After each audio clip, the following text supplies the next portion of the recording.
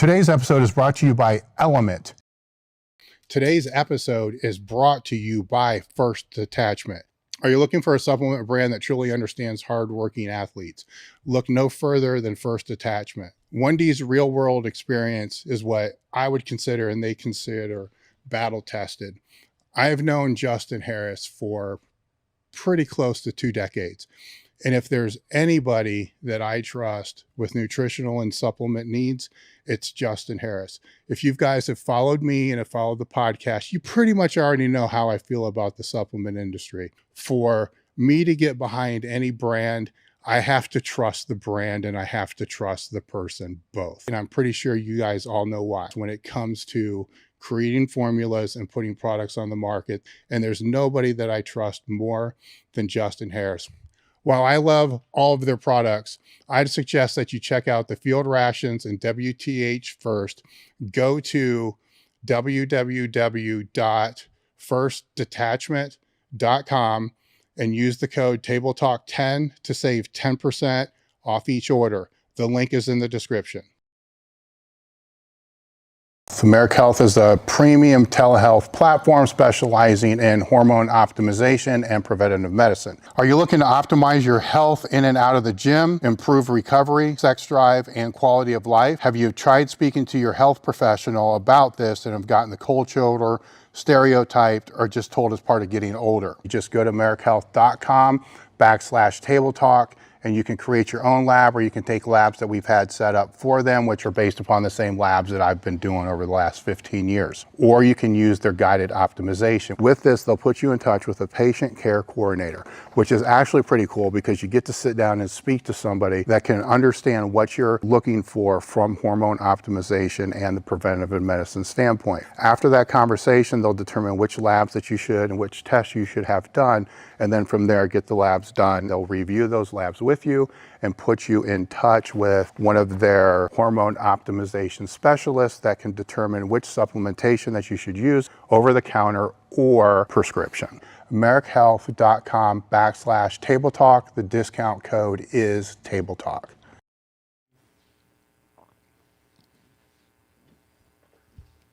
What's up, guys? We're back with another episode of Table Talk. Today, my guest is Dan Pasholk.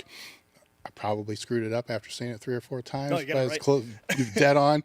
The owner of Madtown Fitness. He's had the gym for, let's just say, a decade, right? Which is I don't want to say a rare thing, right? But let's just put it this way. It's a very great accomplishment, especially being an entrepreneur in this space. Being an entrepreneur in any space, I don't know, we all read the stats, right? Like 90% fail in the first year. Then out of that, 95% of those fail in the first 5 years. Then you get to the 10-year mark to where only like 0.0001% last. You know, so just making it to that mark is this huge accomplishment, which is, you know, to be commended for anybody, right? Because we're all just stupid fucking entrepreneurs trying to figure it out, right? But to be able to try to figure it out, keep doing it for 10 years is it's an accomplishment in itself. I have down here that, you know, former competitor, you still play around with competing, but more importantly, gym owner, husband, and father. And we're going to talk a lot about, I don't like the word balance. We're just going to talk about how it's integrated. That's a better word, I think, than balance, right? Because it is more of an integration. And then through your gym, you've had the opportunity to train with a lot of different characters, a lot of people that others know about, a lot of gym stories. So the direction I'm kind of seeing this is a lot of gym stories, a lot of business mistakes, a lot of business successes, a lot of other shit that we probably don't even know that we're going to talk about that will just pop up. You know, equipment, because you got an eye for that just from being around for so long. Your gym now is 20,000 square foot. Is that right? So just going from 2,400 square foot to 20,000 square foot, you know, it's great on paper. It's a little bit different in application. And, but before we get into all that, I want to let you guys know that I don't like the word drop. We just had a limited edition drop on the website last week of new items that sweatshirt, flannel, t-shirts, shorts, basically the limited edition items are the items that directly support the Table Talk podcast. So if you go to elitefts.com / limited edition, or actually just the link in the description, you can find the limited edition items that we have now, which there's the one that I like the best is the shit suck good great, which is all emojis, which is the designs I always like the best, right? They're the ones that don't sell for shit, you know, but they're the ones that I want to wear that I like the best. And there's the cigar one as well. And they're all there on the screen for you guys to be able to see. The other thing that directly helps support the podcast that I haven't talked that much about is the Table Talk crew. The Table Talk crew is extra edition episodes that go out once a month. The content of those episodes are AMA related, question related that come from the Table Talk Discord group, which is also part of being in the crew. When you're in the crew, there's dozens of ebooks that are in there. There's every seminar that we've ever done is put on there. There's courses that are put on there. There's series that have put on there. The original YouTube channel that we had for many years before we migrated to the newer one, all that old content is on there. There's discussion groups for just general training, fitness, life, nutrition, basically everything that you can think of is on there. There's workouts on there. There's training logs on there. We have other team members on there to help with your Q&As. And there's form checks on there. And there's more crap on there than I can explain, which I think we're showing some of or you did show, like some of the stuff that's on there. So just go look at what that is, or better than that, just go to the description, click on join the crew. That helps directly support the podcast, which is how we're able to keep this thing rolling. So now back to Dan. You started Madtown. Actually, with your introduction, is there anything that I forgot that should have been in there? I don't think so. Yeah. So did you go to school? Oh yeah, I went to UW. Okay. I got my degree in nutritional science. Mm-hmm. Haven't really used it. Mm-hmm. Started the gym like 2 weeks after I graduated, so I was. Did you always? I mean, I kind of know some of the story because you did a podcast, kind of a video cast with John and Pete, and Oh yeah. That was great, by the way. I had a good time listening to that. I actually listened to it twice. I listened to it when it first came out, or actually I listened to it when I was trying to find content for when John came out, and then I listened to it actually before I had Pete come out. Then I listened to it again just a couple days ago, and you guys all kind of came up together, which was which was really freaking interesting. Did you always want to have a gym?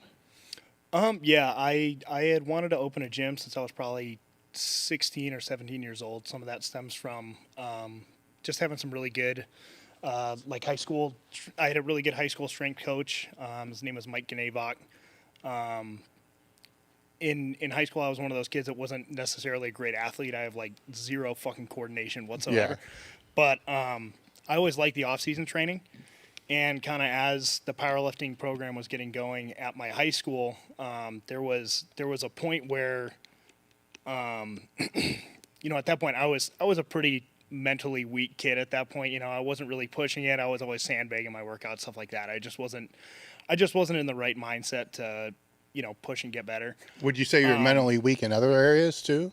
Like at that point in my life, yeah. It's one of those things. I was kind of a like my parents gave me a really amazing upbringing, but I just didn't go through a lot of, I don't think, difficulty in my life at that point. So I just didn't really have that, I guess, kind of drive to really grind and just, Would you say not having, this is interesting, right? Because of how you've grown the gym. So I'm fascinated about shit like this. Would you say it was not having the confidence or just not having the work ethic? I don't necessarily know if it was a lack of work ethic. It was a lack of motivation, a lack of confidence, I would say. Okay. And I remember pretty distinctly there was a day we were, and this is like one of those stupid fucking things you always did in like high school football training. We had like negatives week, you'd put like 120% on the bar, and you'd do like a 10-second negative with it, or try to, and your like training partners would just lift it off you. And it was like before, this is like, high school strength coaches that are just following like whatever, like BFS or something, like bigger, faster, stronger programming or whatever it was at the time. And I remember I did it. The number I picked for my squat. You did this shit on your squat? Yeah, we did a squat. And on my squat, I remember like I just like tripled it like on my own. Like it was supposed to be like 120% number, but I just fucking sandbagged it, and I just didn't need any assistance. And like I remember he kind of just like pulled me aside, and it was at that point where it's like I hadn't really been successful in any high school sports, to be honest. So it was kind of like I went to a really big high school where there were a ton of really, really talented kids. So it was like you kind of just feel like you fall into the background type of thing. It was like you kind of get to that point where you feel like a lot of the coaches don't really give a shit. You're just kind of one of those kids that, you'll be there on the sideline, you can hold the pad during football practice, whatever.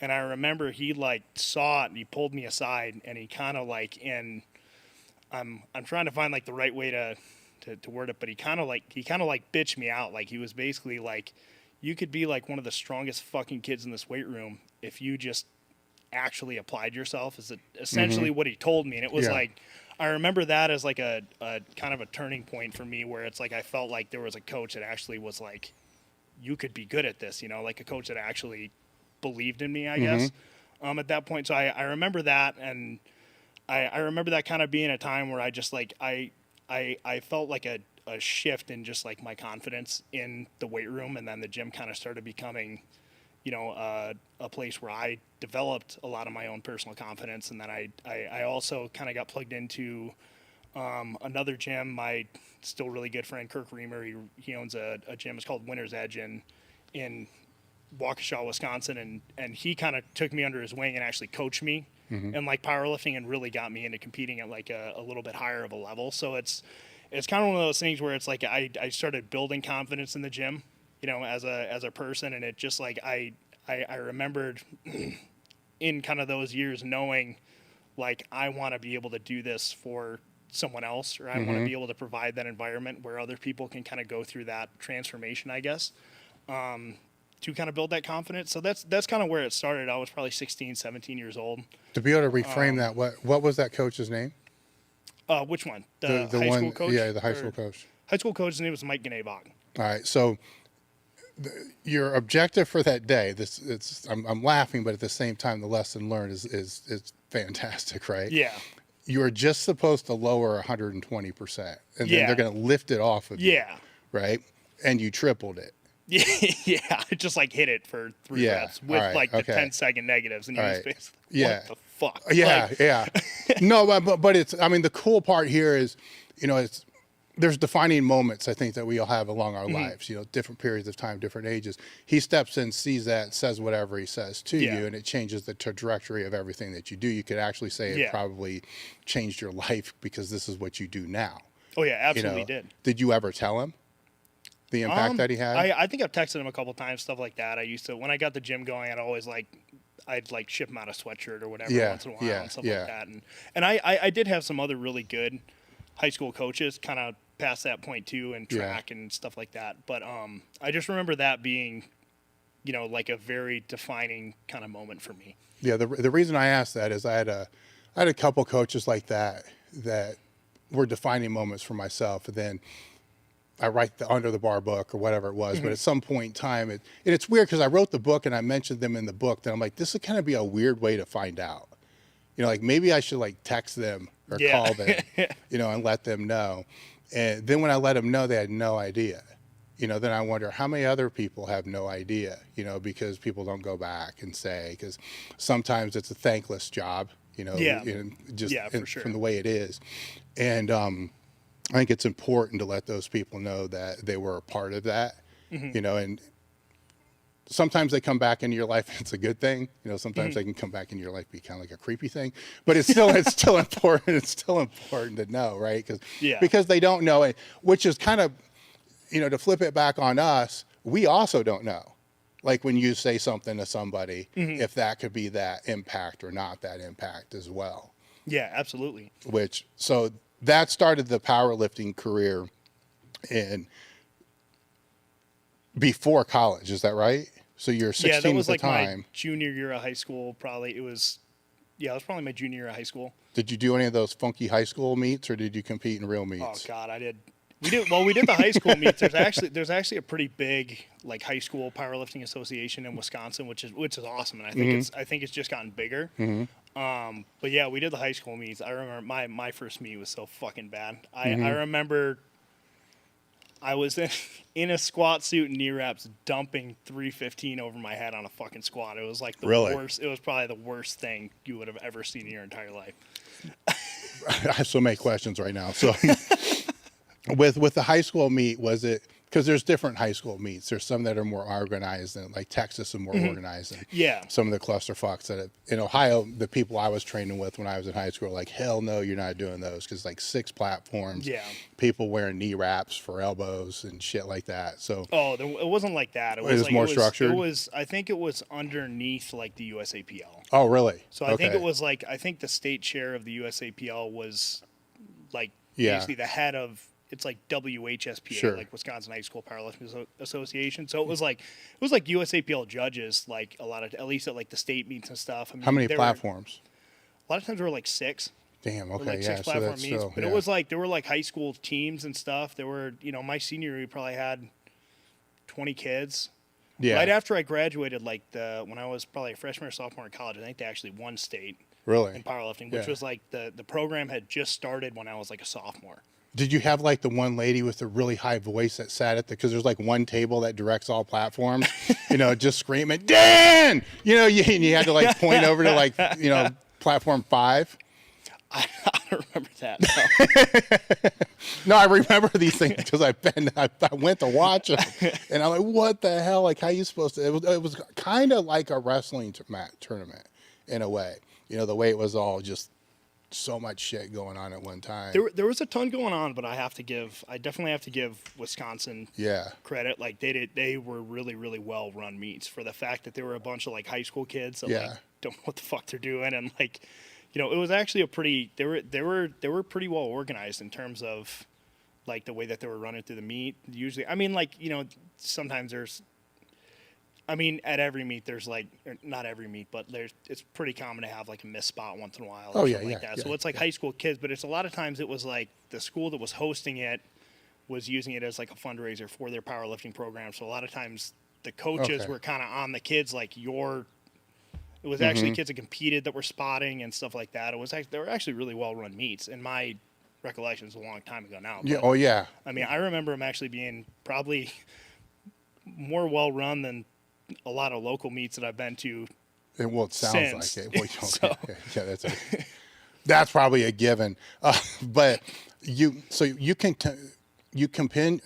continued competing after those meets, which when I said there's a lot of questions, because a lot of times if just going on open powerlifting and looking at the number of high school powerlifting federations and lifters just in general, there's a fuck ton. But I was always intrigued as to why they don't continue, right? Because most don't. I mean, there's a lot. I mean, I don't want to spend the time to look it up now, but if anybody's really interested, if you go look, you'll be shocked at how many high school lifters there are probably still in Wisconsin or Texas, especially in some of these other states. It's more than they have open lifters. It's a lot. But a lot don't, and I get a lot of the reasons because they just tie it to like any other sport. They're just done. They're done. Why did you continue after high school?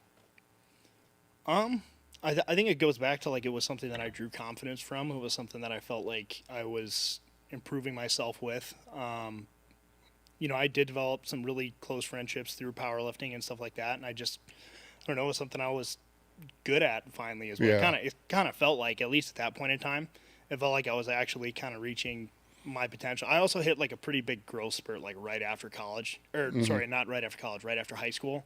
So it was like my senior year of high school, like right after graduating, or from the point of graduation until probably 6 or 8 months later, I put on like 40 pounds. Damn. So it was all kind of just out. Oh, so the height was already done. Yeah, I was already, I mean, probably, I'm like 6'1" now, so I was, the same height. I just put on 40 pounds of basically muscle in, 6 or 8 months. So it was, I mean, I don't know. You develop confidence because of that. You start getting good at something. You're like competing. You're kind of like, you're like making friends through it and stuff. It was just kind of my thing that I focused on. And, I just like doing it. So let's, with that first meet where you missed like a 3:15 good morning. Yeah. How long did it take you just in the high school meets to start to get your bearings a little bit? Within a few meets I did. It was like more my senior year. I really kind of like hit a stride with it. Took like a year to really kind of get. And what was the meet frequency for you guys there? I think it was like every 4 weeks during the season. Okay. There was kind of like a season. So there were like probably like a 3 or 4 month season. We did like 3 or 4 meets. There were like probably 3 meets leading up to state and then like a state meet. Okay. Because I think when I was coming up through high school, it was like weekly. That was another weird thing. I didn't do any of it. So I'm not that connected with the whole thing. Mine was, a different process where I have heard like a monthly, as one, and then like qualifiers for this. Like there's like, like this school competes against this school. Like there were some of those, and then there were regionals, and then state, or whatever it's going to be. I think you just had to hit a qualifying total. Yeah. For state, I'm pretty sure. And it wasn't really like, there was definitely like a point system where it's like a team would win each meet, but. What do you mean 18? Like a team. One of the teams would win the meet just through points of all the placings and stuff. So like there were like, it was kind of a team sport. But it wasn't like, there weren't like dual style. Did you lift in any meets that were open meets during this time?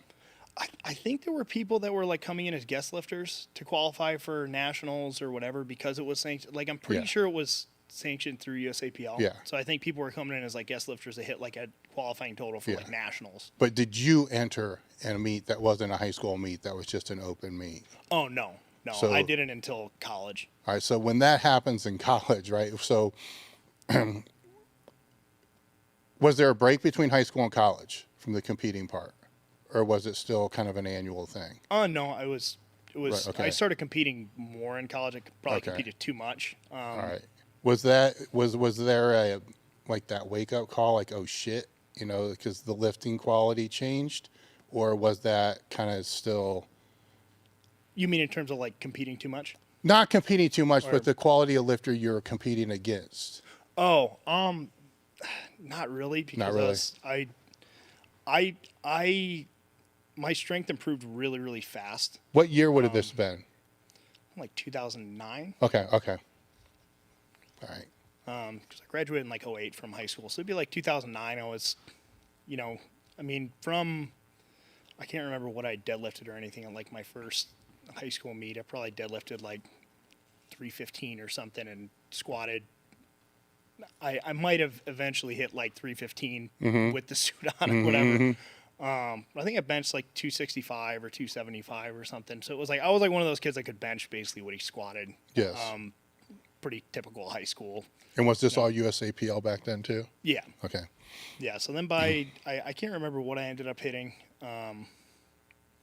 like at state, like my senior year. I think I squatted right around 5 and deadlifted probably right around 5 as well. And benched mid to low 3s, something like that. So I was a lot stronger than when I started. Yeah. But I mean, within like a year of that, I was, pulling high 6s and benching like low 4s and squatting.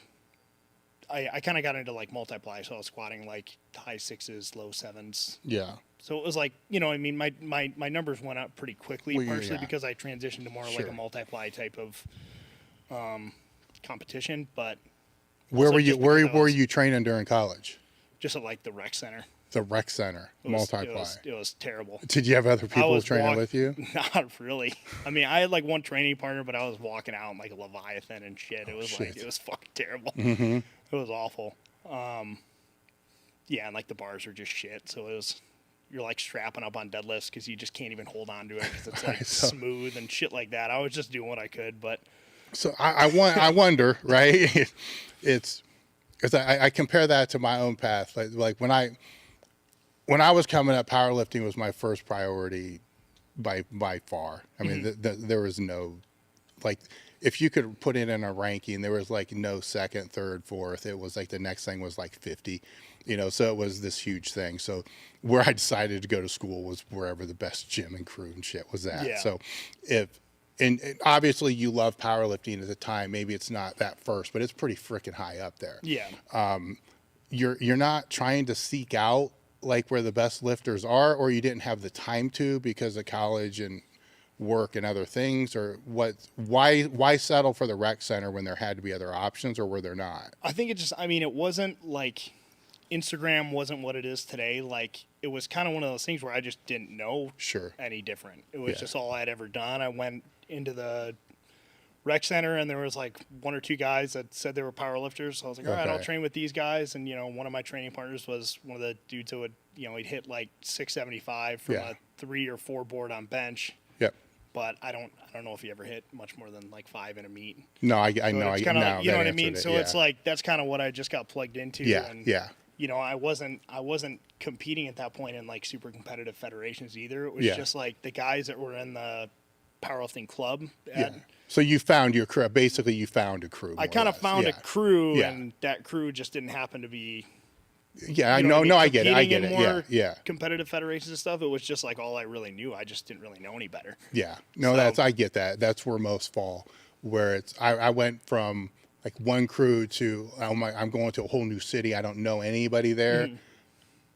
I didn't fall into a crew. It's like I'm looking to find. Yeah. Knowing ahead of time this is where I'm going, but then I'm making the choices on where I'm going based upon where that.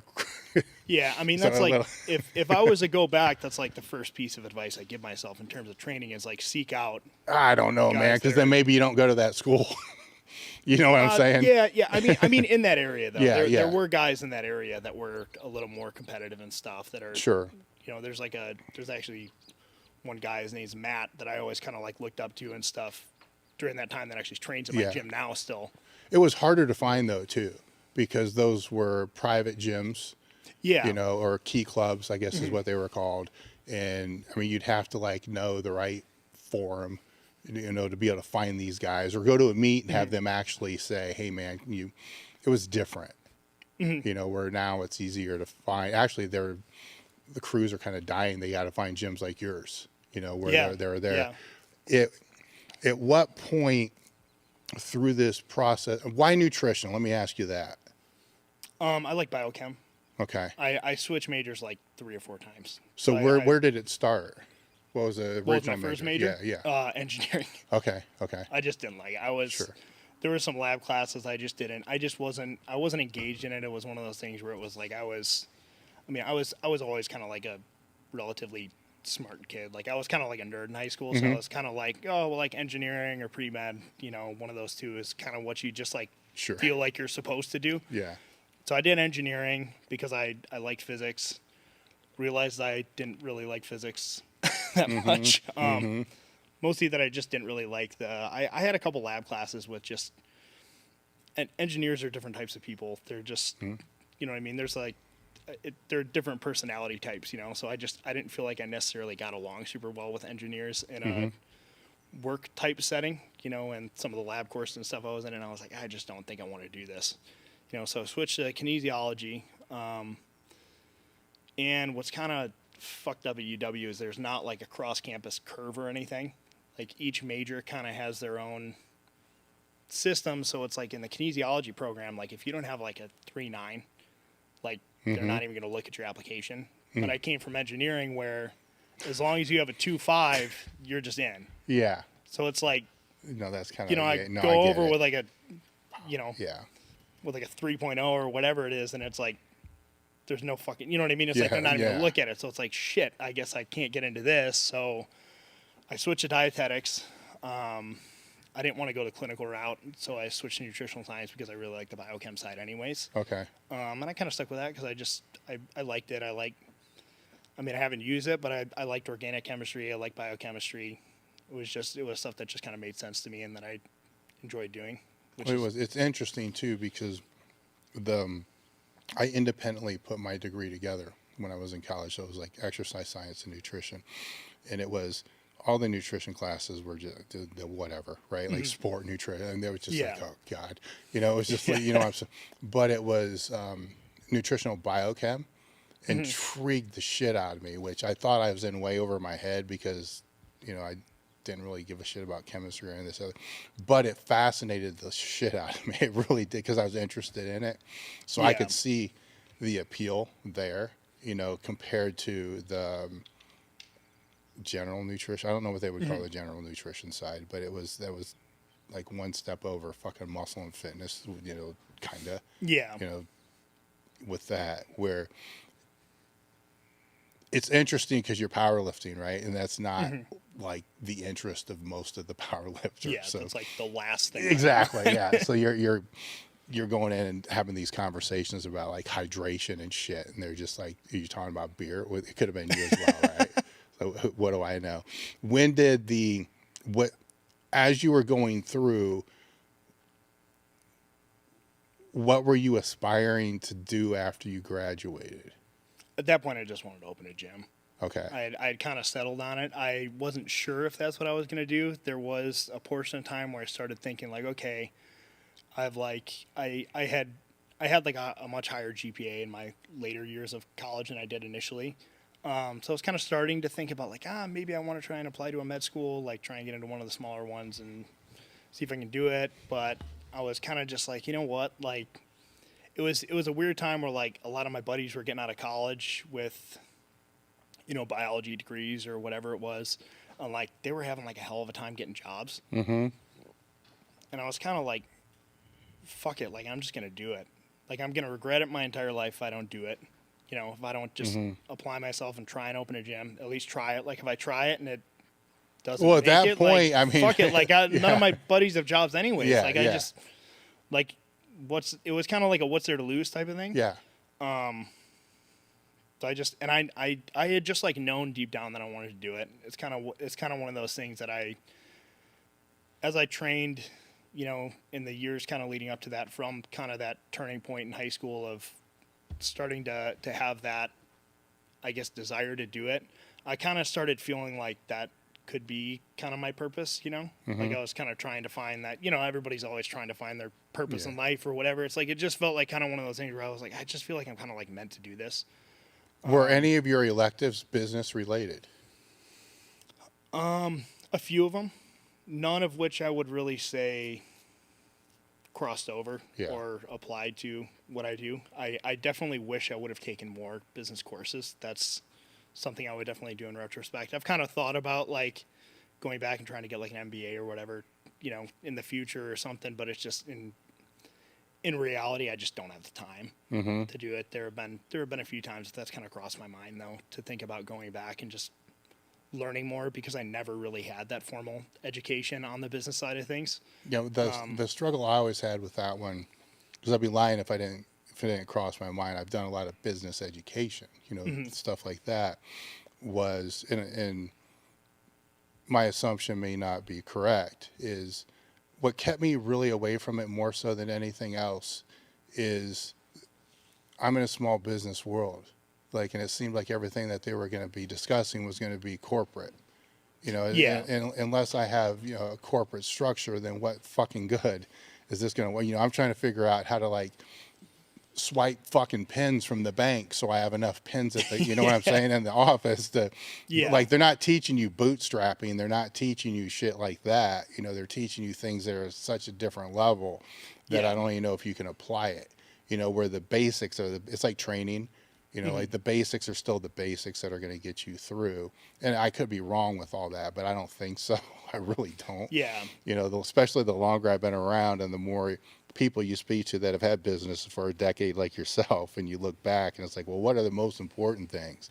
And it's like, well, you know, financial literacy, you know, it's understanding that a dollar made is not the same as a dollar spent, you know, just the simple shit like that is far exceeding some of the things like Six Sigma and all these other type of strategic type of things that play into the whole thing. But it's still, you still have to find the resources the money and all that to be able to get started. So how did you start? Because it's 2,400 square foot, which is right, not the biggest thing in the whole world. No, it was little. It's little. Super little. So but you still got to find a way to pay the rent. You still got to find a way to bootstrap and get started. I think that was me actually. So what did you start on? So I had kind of wanted, so I had always kind of had that dream. I always knew I wanted to open a gym, and it was kind of like, I kind of went back and forth on whether it was going to be realistic for me to do it right after college, but I had kind of been preparing to do it. So what I was doing is I was taking my bouncing tips. I was driving, my vehicle at the time was like my parents' old minivan from like when I was a kid. It was like a 2000 Honda Odyssey. It had 267,000 miles on it. I had all the seats torn out of the back. So I was like using it as like a fucking cargo van, and I was going on Craigslist because that's like all there was at the time, and I was just looking for fucking equipment. I remember I made a couple friends, these, different guys that had just crazy fucking home. There were some people out there with just fucking insane home gyms. And I made some friends, and there were some guys that are kind of like, hey man, like this is like the search engine I use. It's like all these different classified search engines and stuff, and I was scouring eBay and whatever I could find, and if I found something that was whatever, like a hammer strength machine or whatever, something used for super cheap, I would just like fucking go and get it. Okay. So like I remember there was one point I just like hopped in the car and drove like to Cincinnati to pick up a fucking pit shark because the guy had it up for like $800, and it was like way less than what anybody else was selling it for, and it was like that was one of the things I wanted for my gym, so I just fucking hopped in the car and I just drove, and then so there was a lot where are of you crazy storing road this shit? trips. Where are you storing It's this in my shit? parents' basement. They let me store it in their basement, so my parents have probably been more supportive than any other. Why am I only thinking about how sane many parents steps could go ever- down into the basement? Oh, dude, it was such a bitch. It was like, it's one of those like things where there's like a hallway, Yeah. and then the door opens to like a wall. So like I'm like twisting this shit like Yeah. in their basement and stuff, and it's like everything had to be taken completely apart, completely apart. I remember I can't remember if I got in the basement, but I had I actually bought a couple things that came out of the Cleveland Browns facility that you guys made. So it was like your monster glued ham rays. Oh God. Oh my God. I think I got it into the basement at one point.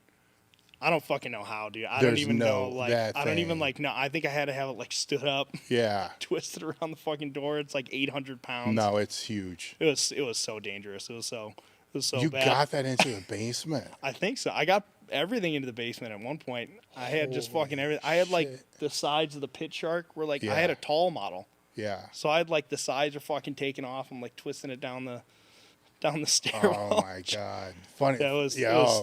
it was unreal. It was And with that glued ham, you're talking the big one, bu- the fucking yeah. monster oh, one. God. When I got a story about that myself, right? So when I first got that, and it was for, I think we did a nationals, like an IPA nationals, and we had a booth, what we called a booth, and it was there. And then after there, I'm like, I don't know where the fuck I'm going. Like, I don't know where I'm going.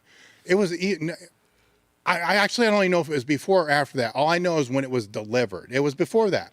So when it was delivered, it's freight delivered. And I could not get it through the door, the Main Street location that we were on. And it's just regular, it's a normal door. It would not fit through the fucking door.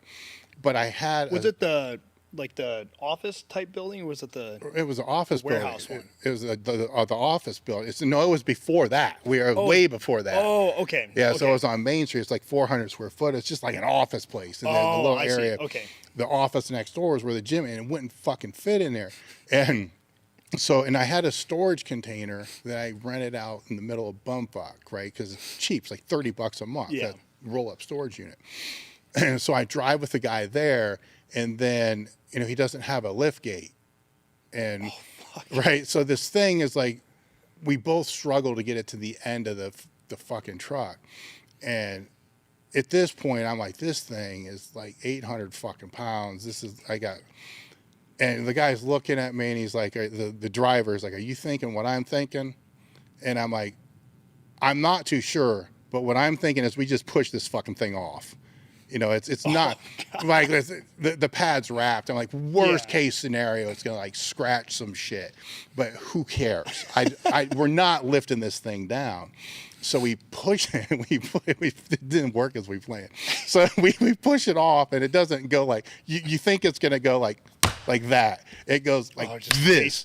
Oh, and it gets stuck in the gravel, right? Because it's gravel dirt, right? Gravel? So now it's fucking wedged between that and the truck. He's got to pull the truck forward, right? So it drops off. Then he's the fuck out of there. He's gone. And I'm like, the fuck am I? Now I got to figure out how to get this thing in my storage unit by myself. And it's impossible. I can't, so I'm trying to like hook sled straps up to this shit. It stayed there, for like 2 nights until I could get a couple people to come out to help me drag it into the storage unit. And yeah. And everywhere, it's not in here now. Everywhere we moved, after that was the last thing to get moved out. It's like everything else goes first, because that way, if it's the last thing to go out, we're going to know exactly where it's going to go in the next location. And it's going to be the closest thing to the rolling doors. So the next time we have to move, it's the easiest thing to move out. And it never made it over here. Thank God, because once everything else got out, it's like, Matt, sell this fucking thing, get this thing out of here. And I don't care if you got to give it away, but they have to take it. Yeah, those were monsters. It was the one with the guide rods to adjust the back piece. They were they were so heavy. Yep. That was a great. It's like, I want to do these with a wide stance. It's holds a lot of weight. It made sense. I didn't think it was going to weigh like 800 fucking pounds. Yeah, literally weighed like 800 pounds. Yeah, so now I don't know how in the fuck you got it into a basement without like destroying the stairs. I really don't know. I probably destroyed the stairs. Yeah. So how with this process that you're doing, how much stuff did you accumulate and how long did it take before you opened? Probably like 2 years or so. 2 years? I was like buying stuff. Yeah. And I was kind of like just hustling, like trading stuff. I was reselling some of the stuff, just trying to like put cash together. Yeah. Because I literally like started my gym off like bouncing tips. Yeah. So it's like I basically got everything to where I had the whole gym pretty much set up.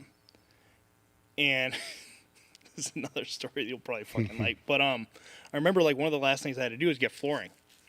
And I was like, okay, well, I got to figure out something relatively cheap for this, because I just couldn't afford to buy 2,400 square feet of like horse mats for, $4 or $5 grand. I had like $7,000 was like what I literally had to like start the gym, including and like 3 of that basically went towards security deposit and like the first month's rent.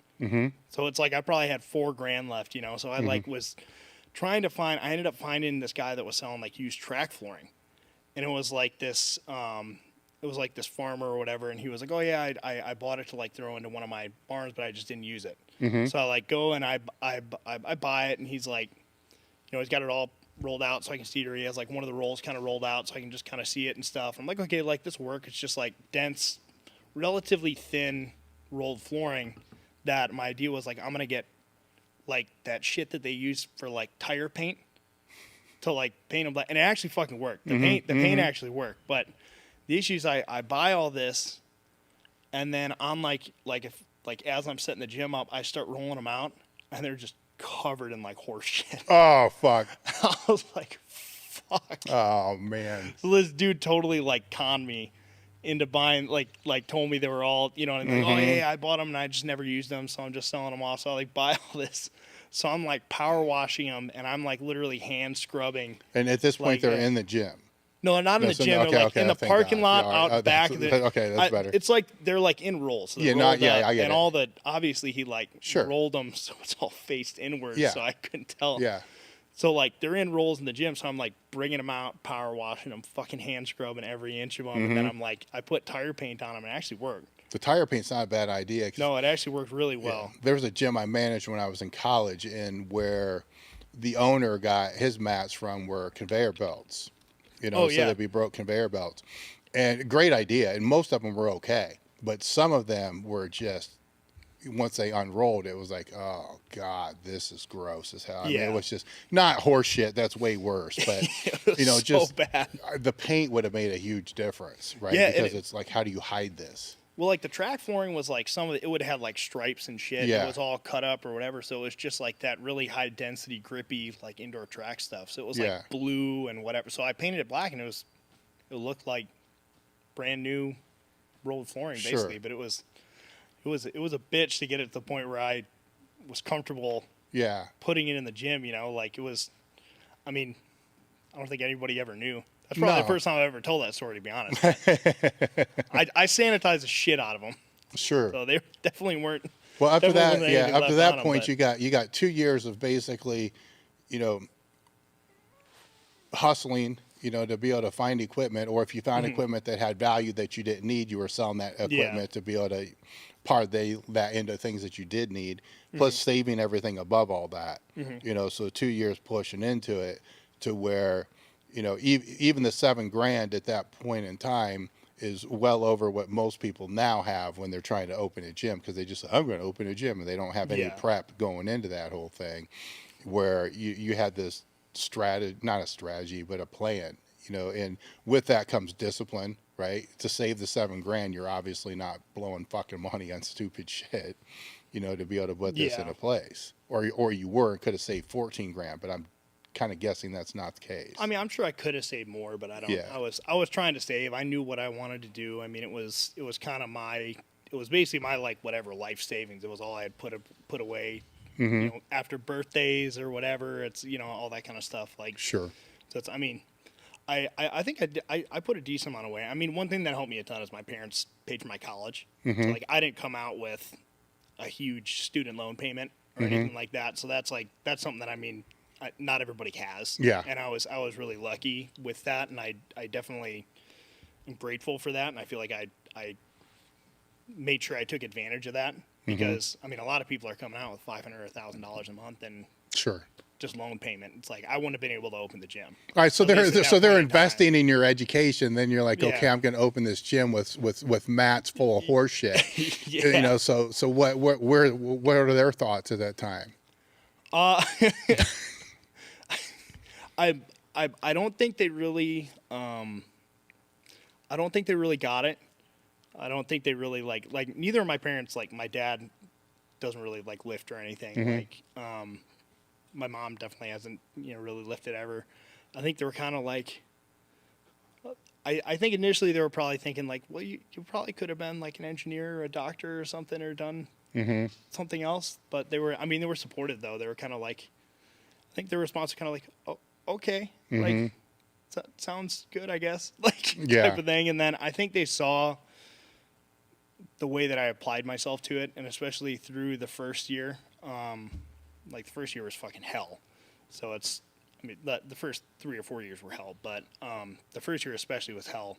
Like I think they saw me push through it and see the way that I applied myself to it and kind of poured everything into it, and then I think they started to really understand as they started to see the direction it was going in. Yeah. And like now they get it. You know Yeah. what I mean? Obviously. But Well, they it's- get it it's- more so because they saw the first years. Yeah, they saw what the big vision was. Yeah. They saw that it wasn't like, hey, this 2,400 square foot warehouse with like all my fucking mismatched Craigslist equipment isn't. This isn't like the end goal. This is just step one type of thing. I think they started to understand that pretty quickly. Now you knew that going in that was just step one in your head. I think that I wanted a bigger space. I didn't necessarily have, I don't think my goal was ever to have as big of a gym as I do now. Yeah. Well, not ever, but initially. Initially it was like, I think I remember going in and thinking like, yeah, I've got this like one unit. If I can ever afford to get like a second unit and have like, 5,000 to 6,000 square feet, that would be like Yeah. more than I'll ever need, like in my mind. And I also kind of went into it thinking that I was gonna do more coaching, like more coaching, like training clients and stuff like that, it was kind of like, like if I can get a little base of members that basically pays the rent, then whatever I make off like personal training is money in my pocket. It's kind of the way that I looked at it. And that shifted dramatically as kind of the membership base of the gym grew. So after like a year, I expanded into a space that was like 6,000 square feet in what was like an 8,000 square foot warehouse. And within 6 months of that, I expanded into the other 2,000 square feet. So that was an 8,000 square foot warehouse that we were in within a year and a half of opening, basically. And initially, I didn't even think I would ever need that much space. Yeah. But that's not exactly how things work either, right? No. So it's you just laid out a very highly successful growth rate, which that you, while at the same time you said the first year was hell, right? So with that, so there's what I'm doing is I'm filling in the gaps, right? So I get where your story goes. So with that first year, you open up with that intent of, hopefully maybe the base membership will be able to pay rent, shit like that. But the clients are going to be what's going to build the company. And that's what you initially intended to do when you started. When did you know that path wasn't going to work as you thought? Probably after the first year. Okay. I kind of went through, so like after the first year, I kind of realized, I realized that I was stretched really, really thin because I was just there, all the time. I was there from 5:30 in the morning till 9 or 10 at night, every night. So it was like every hour the gym was open, I was there. And I was just exhausted, I was just dead. And I was really lucky that I actually had a really, this isn't something you'll hear from a lot of gym owners, but I actually had a really cool landlord. He was like a really good guy that's actually he comes in and works out of my gym still every night, which is really cool. It's this guy named Justin, but he basically bought this other building that was like kind of on the same property, or it was right next door to it, and kind of offered me, he was like, hey, if you're interested and you want to expand, you can do this. And I had kind of thought I had looked at what we had built so far, and I knew that I needed to expand a little bit if I ever really wanted to have a decent sized member base. Because the space was just too small. It was like, we had maybe a monolift, 2 power racks, and like a couple like Oli lifting style racks.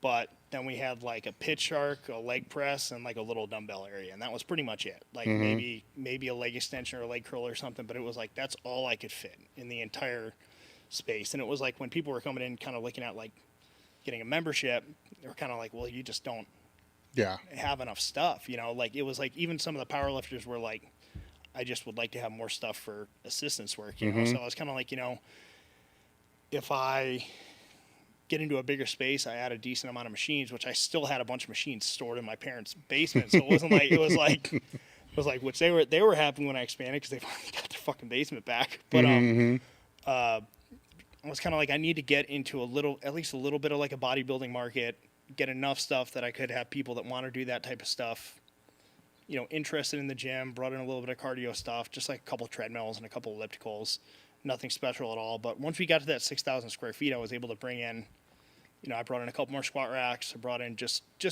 more stuff basically. And it was just a bigger space. I had like little locker rooms and stuff set up for people too. And it was like just that, I feel like that broke kind of a threshold of what I needed, at the most basic level to be able to start building a member base. How long did it take to have a member base that was just paying the expenses without paying you? That happened pretty fast after I expanded to the 6,000 square feet. But I was so that's also after like, a year though, right? Yeah, it was after a year. We were above what I remember doing the calculation after the year and saying, and actually, so there's another thing that I did after the year. I went to 24 hours. So I contacted, like, I got set up with, like, ADT or whatever. I got basically the fob system and stuff set up so that it would be 24 hours so I didn't have to be there all the time anymore. And I was kind of like, I know that the gym makes enough right now to at least pay the bills of the bigger space without paying me anything. And I think in my mind, I was like, at the very, very worst case, I can go and get a second job or something and like have the gym be open. I don't have to be there 24/7. I'll be working 2 jobs, which will suck, but like the bills will be paid. And I know that I can start letting it grow a little more. So like I did that, and we grew pretty quickly from that point. I remember after the first year I had 55 members, which is not, it's not a ton. It's like, I think we're charging $40 a month or something. So it's like, $2,100 coming in a month off memberships is not a lot of money. No. That's I think my rent was like $1,500. So it was like after, the water bill and the heat and stuff, it was like Done. Couple $100 maybe left over if I didn't reinvest anything or nothing broke, so I was offered a pretty good deal on the rent on the new space, and I kind of knew that with just a handful of personal training clients I had, I could at least pay the bills to at least survive. So I kind of just made a little bit of a leap, and when I did bring in more of that equipment for like the assistance work stuff that catered a little bit more to like start crossing over a tiny bit into the bodybuilding world, we started growing a lot more quickly then. And then we jumped to probably 250 to 300 members within probably a year to a year and a half after that, which is a hell of a lot more than 55, so, at that point I started having some extra to put back into the gym and things like that. So My question would be if you skipped that first year, and started with the 6,000 square foot and the equipment that you had, because it was still pretty much equipment that you already had, right? Would you have had the knowledge base to be able to make it grow from there, or did you still need that first year to be able to build? You get what I'm saying? Yeah, I think I needed the first year. Yeah. I would definitely say that I needed the first year. When I've had a bunch of a good amount of people approach me that want to open gyms, like just people that are either former members of mine or just like friends of mine or whatever. And what I pretty much tell every single one of them is to keep your overhead as low as possible. Just to get rolling. Like you need to get the doors open. You need to start getting a little bit of brand recognition. And then when you pull the trigger on something like that, like an expansion, then it kind of rallies the troops a little bit in terms of like your following or your, you know what I mean? The people that are following your business, the people in town that are aware of what you're doing. Like you kind of, I was in a little bit of a different situation too, because I was training with Pete at the time. Pete Rubish. Yeah. So he had like a pretty big following. That was like the peak of Pete's following pretty much. So like he was training there every day. So people recognized the name because he was in there. Was that before you went to the 6,000 or after? I was training with Pete already when I opened the gym. Okay. I had already been training. Yeah. When I opened the gym. So it was like, then Pete's, Pete helped a ton. Pete helped a tremendous amount. And just like, I don't know if it would have, like, I don't even know if we would have got that 55 people without Pete. I can say we definitely wouldn't have. Yeah. Because it was like terrible location, no visibility, like 3 parking spots, like just like everything you don't do if you want to open like a successful gym is like what you know what I mean? Yeah. Pick for that space. And it's just like, we just like survived the first year. And I think a lot of the people came in basically just because of Pete and his reach. They saw the gym because of that.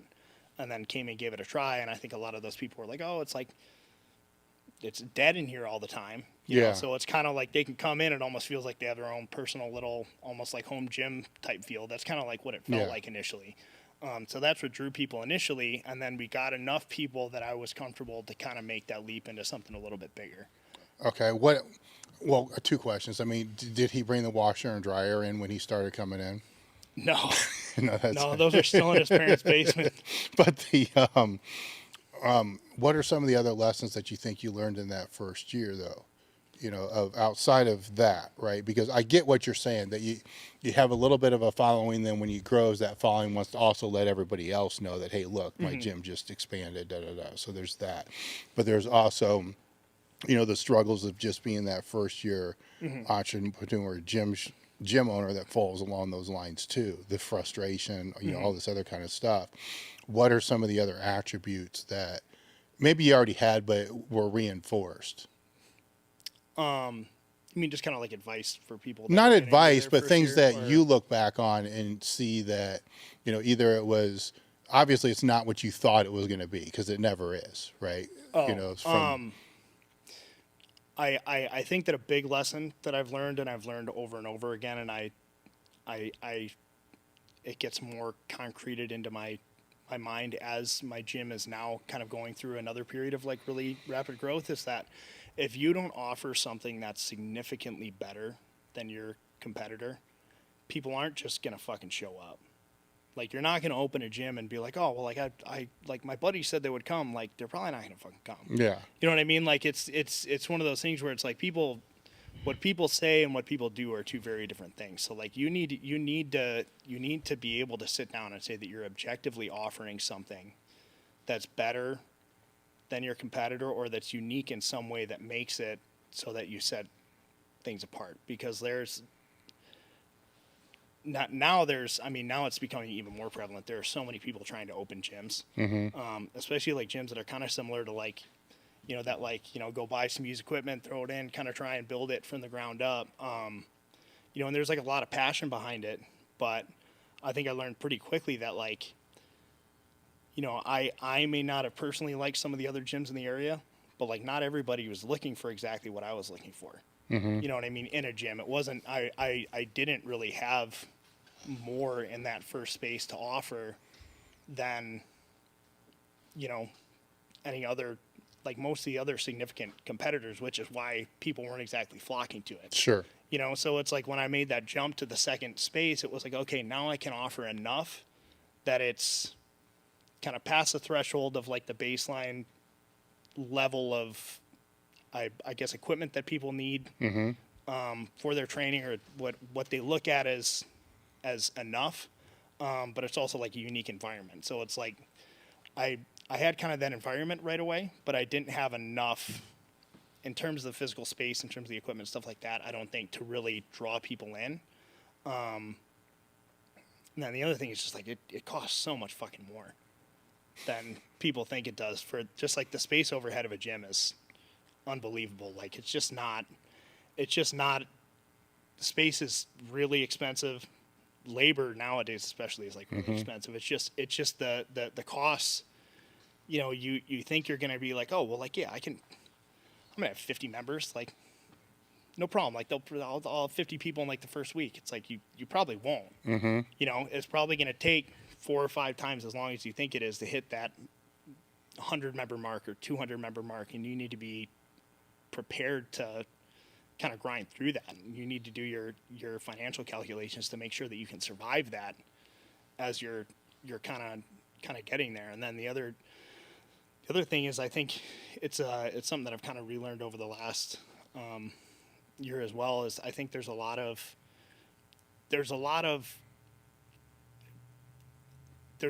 kind of power that comes with making the realization that if like the shit hits the fan, like you can just fucking, like you can do it yourself. Like you can make it happen. Like, you know what I mean? It's like you don't have to rely on other people.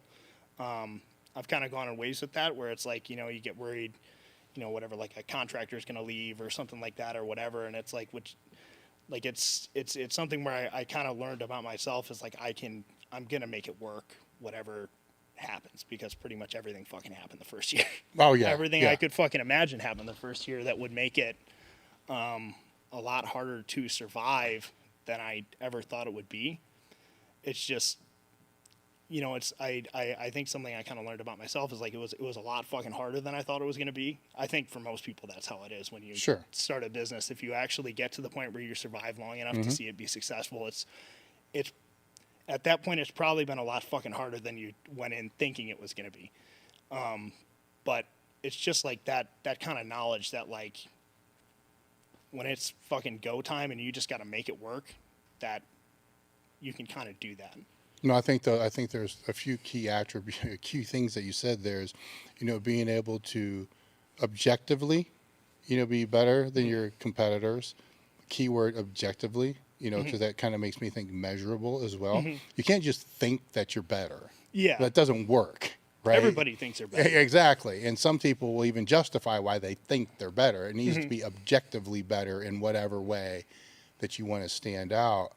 The other part is the the adversity that comes with business never, it never goes away. Yeah. There's always there's always multiple things, to be honest. But if you don't start accumulating I don't even really want to say that they're punches during the first year. They're just little taps, but you've never been tapped like that before. So they fucking hurt, right? And then when you look back on them, say you go look at that first year now, with the shit that you've had to deal with throughout the last 10 years, you're like, yeah, most of those things weren't really that big. It wasn't a big deal at all. But those, you only get conditioned to the hits by taking the small little taps first, right? Now, if let's say, that's why I asked about if you just jumped into that second year, would it be the same, because you wouldn't have had those, right? So if you stepped into what you have now, like just say somebody has, the financial resources to buy what you have, just buy it, right? Not sustainably run it, but just buy it. Like they got enough to be able to buy what it is, and then they have to just go with it, like straight out of college. They're fucked. Right? Yeah. They're fucked, because they're not going to get little taps.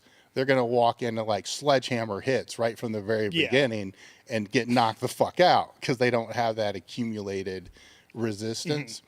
And then the third part is, to have the faith that you can figure it out. Not so much. I don't believe what you were saying is that you can do it on your own per se, as you personally can do all the work that's required, where you probably can, right? But you can personally still move forward, even if everybody that works for you quit, right? You're still going to figure it out. Yeah. And that's one that takes a while, right? Because that's got to happen enough times to where you're like, because actually I don't want to say this. How do I want to say this?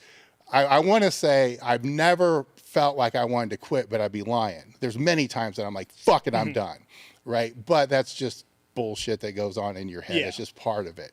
But the sidekick of that is, no, I'm not. I'm going to fucking figure this out. Like, you can be upset for a day, week, hour, whatever it is, but at some point your brain shifts to, no, I'm going to figure this out. And you're pissed off that you actually got mad about it and thought you were going to quit in the first place. Yeah. And that, I think that takes time too. And if you don't develop those attributes, maybe, then you're fucked. That's just the way I think of it. You're fucked. And I don't think those attributes, when we go back and when you were talking about the MBA later, they don't teach you that. Not one of those three things are they teaching you. You only learn that by being around other people that have been through it. Actually, when you even try to explain it to other people that have just been in business for like a year or two, they don't have a fucking idea what you're talking about.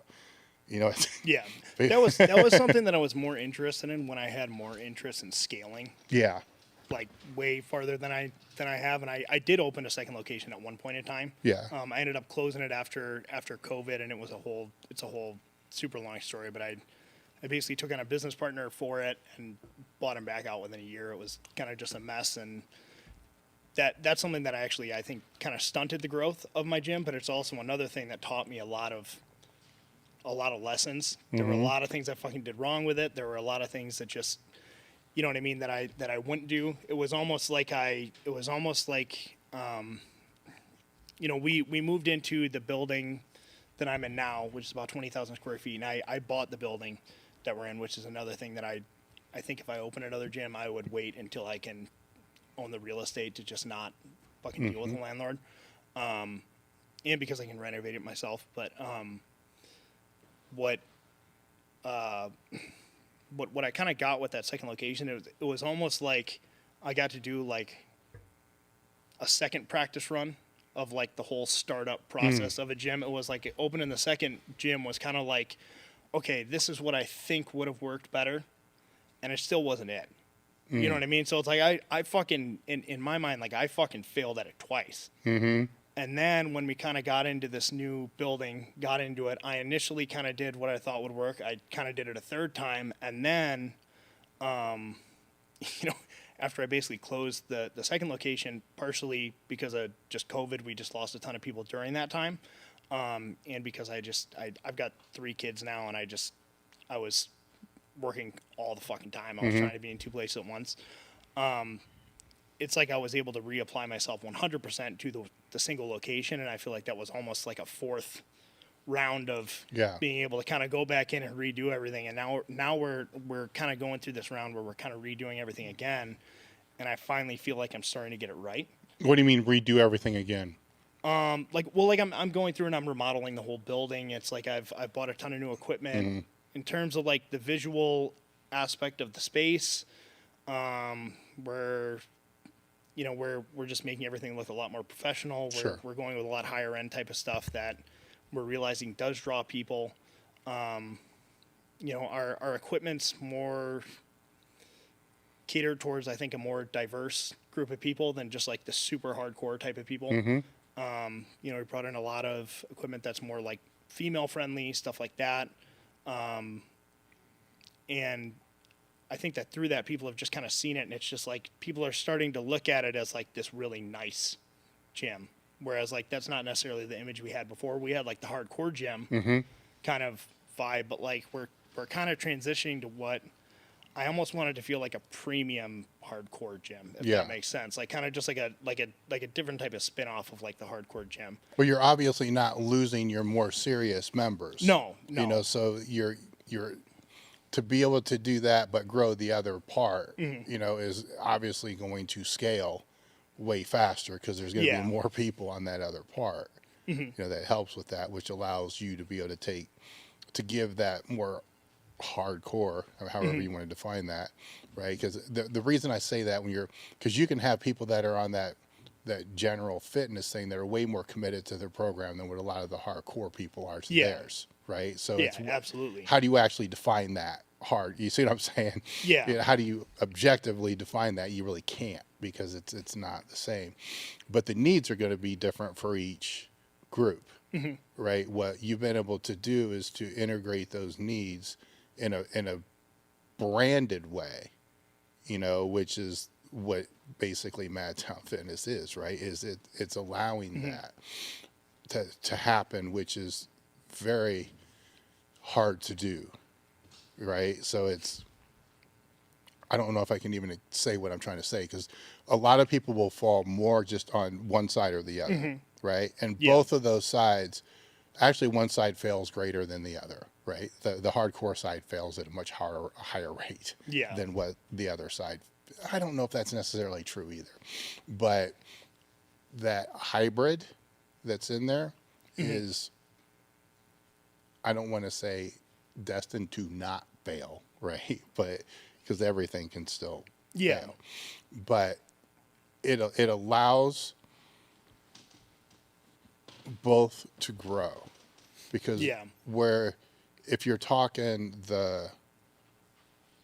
let's just say stereotypical hardcore, the powerlifters, bodybuilders, ones that are going to compete, where do they come from? They come from the other part. You know what I'm saying? Yeah.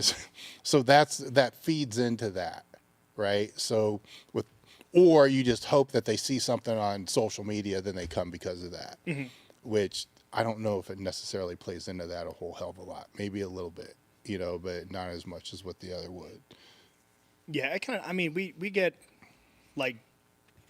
we get a decent amount of people coming in off social media. I've actually, because we're doing so many renovations and we're doing so much, it's a lot of physical labor, and it's a lot of like moving equipment around. It's a lot of just working on the building, stuff like that, because we've been doing so much of that. And because when we're packed, like we're fucking packed. Like, so it's like impossible to get any of that kind of shit done. It's like, you're not going to switch out a leg press in the middle of like our busy hours. We're getting to the point where we're busy during more and more hours of the day.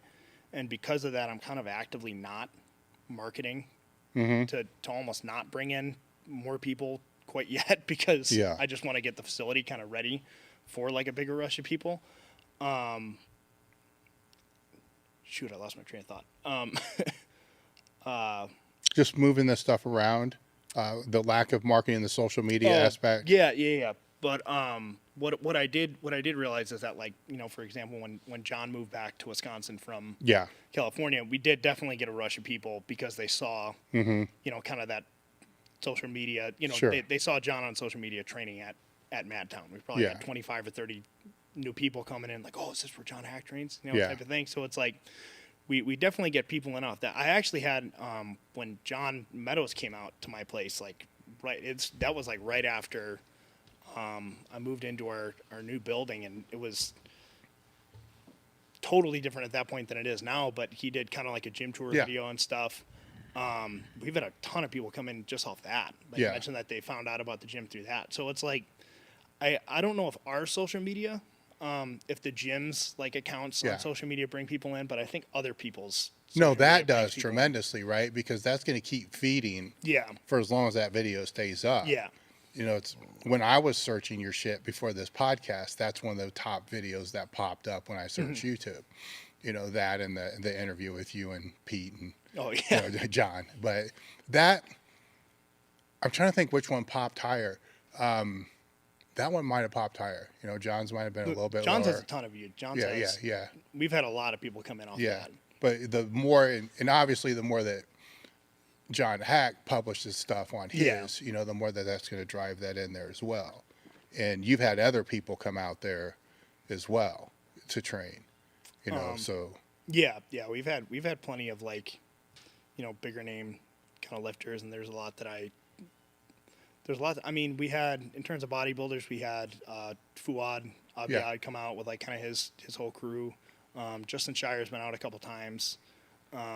You know, we kind of cross promote with this supplement company called Sups, and they actually lease a space in the gym from me. So they have a supplement store, kind of where you can walk from the gym into the supplement store and just grab your stuff and right back into the gym, which is it works out really well for both of us. But they'll bring guys out and then do a store appearance, and then they just come and train in the gym. So it's like it's a great deal for me, because it's like, you know, they're paying these guys, you know, quite a bit of money to come out, and then they're basically doing an appearance at my place too, which is really cool. And then Eric Bugenhagen's come out, Rick Boogs. He was one of my old training partners from college, and he came out once or twice and trained. He hasn't been out for a while. He's pretty busy touring and stuff now, but he's come out. I'm trying to think of any other bigger name. We had Flex Lewis come out to our East location. They had like a mural on the wall of, after Dallas McCarver passed away, I painted like a mural of Flex Lewis in Dallas, and he came out and signed the wall and stuff, which is pretty cool. But yeah, we've had a lot of, like, kind of bigger name guys come out, either through appearances that the supplement store released to, or just kind of like coming through town for whatever reason. Usually in town for like a bodybuilding show or they're guest posing or something and just want a place to train or whatever. But yeah, so it's, I mean, that I think draws people in more than our social media does. Just like people seeing that those bigger name guys are training at this gym. It's like they notice like cool equipment in the background when, you know, somebody like Fuad Abiad's on a you know, row machine. They're like, holy fuck, look at all this, like, you know, new shit they have, like, or whatever. And then that'll draw people out. But well, I think that's where the branding becomes vital, right? Because it's, I mean, people can bitch all they want, but a lot of people are filming their shit. And when they go into a gym now, there's tripods all over the place. But every one of those tripods has got your gym in the background. So at that point, you know, does your gym have a brand image that says this is your gym? You know what I'm saying? So it's, for sure. And that it's free advertising for one thing, but it also is, it's not on your feed, it's on their feed. You know, so then they're, you know, birds of a feather fly together, whatever that stupid statement is, you know. The people that follow them, they're friends, especially if they're local, you know, it's like, oh, you train there. And then every time that's being seen, you train there. And maybe sometimes they tag you, maybe sometimes they don't. But you can see enough of that over a period. Now you can go through any social media now and just scroll through. And you can kind of tell, you know, what gyms are what gyms. Yeah. If they're doing their job, you know, if they're branding effectively, it's like, oh, that's that. You know, there's 4 or 5 that come to mind, where just boom, boom, boom. That's where it is. You just know just from the way it looks. Yeah. And it's the more, and it sounds like that's a lot of what you're doing now is to go through and fine tune all of that So from no matter from what angle or wherever it is, that's what it is, which is the question to throw back at you now after being there for a decade is, at what point should the gym owner pay that much attention to that? To the branding? To Or the like branding, like visibility what we're within- talking about, the visibility of the branding. I don't want to say through social media, through their own channels, but through the things that we're talking about. I think it becomes exponentially more important if you do have like some bigger name lifters Yeah. at your place. Like you make sure you have a logo up in the background. Oh, If you yeah, got a of guy with course. 100,000 followers or whatever, which I actually don't have a ton right now. I did one of the things that I when I made my big kind of order to redo all of our freeway stuff from you guys, I got a custom turf. That was a huge thing. So it's like you walk in and it's right in your fucking face. It's like Madtown Fitness, and you know, with our lettering and branding and that type of stuff. And I mean, one of the things that we're doing is like, you know, when I bought the building, it's super rundown old warehouse. It was like a sheet metal shop. So it's like just gross, old, rundown. Everything's just shit pretty much. So we've like gutted the whole thing pretty much and redone everything from electrical to plumbing. I've had people come in and redo pretty much everything. So it's like one of the things that we've done is we drywalled like the entire interior of the space. So, you know, it's a lot of framing and stuff like that. But now we got nice flat walls. I can get some logos up. I can get some graphic, you know, vinyls made or whatever for all the walls. So it's like all these different angles that people are always filming from. That's where we're going to put our branding, is on this nice, you know, Yep. instead of having a wall with holes in it and shit, we Oh, got yeah. like a nice Yeah. new looking wall. It's like, you know, just a nice looking space with our branding right in the background. So it's like, we're going to add, you know, some like track lighting, stuff like that to light up different things. And just kind of, that's something that it seems like that's almost the movement that a lot of the more successful hybrid gyms, or at least what I would call like hybrid gyms between kind of strength sports and the bodybuilding side of things are doing, is like they're adding stuff like effect lighting on, you know, some of their signage, or getting like LED type signs and shit. Like they're just kind of like stepping it up in terms of the visuals of the space. And that's kind of like I saw a handful of gyms. There's like a handful of gyms out there. There's one that I actually have looked at a lot of their stuff. It's called DMV Iron Gym in Virginia. And Leo, the guy that owns it, super good guy. I got a bunch of like Panada machines through him. It's like I started seeing his stuff on Instagram, and I'll text him once in a while and stuff. And you know, I've sold him some old school equipment. I bought some stuff from him, and like we've kind of just, you know, gotten in touch with that. But like the visuals of his gym are kind of like what I started seeing and being like, I could really fucking step it up. You know what I mean? So that's something I'm always kind of doing, is just looking at other gym owners, seeing what other people are doing and what seems like it's working. You know, he just opened a second gym, so I think he's doing really, really well. Yeah. But I mean, it's like the visuals of that gym, it was like, okay, like I could definitely like step it up and just make this into a cleaner looking facility, because he's got a pretty cool hybrid facility that's got a lot of powerlifting stuff and bodybuilding stuff. Well, the brand identity was going way back in just Elite FTS. Is the one thing I was noticing when I was consulting with college coaches forever ago was, at first, you know, I go to these universities and this bullshit's all fucking overkill. All you need, you know, it's just the fucking powerlifting mentality where I'm coming from West Side, is 400 square foot with fucking nothing. This is all bullshit. Like, if you want to get fucking, you don't need this shit if you want to get strong. And then once it was pointed out to me that it was about recruiting, like, oh, okay, I get it. Yeah. You know, it's about recruiting, because you bring people in here and you want to recruit this athlete. Well, you need to make an impression on this athlete.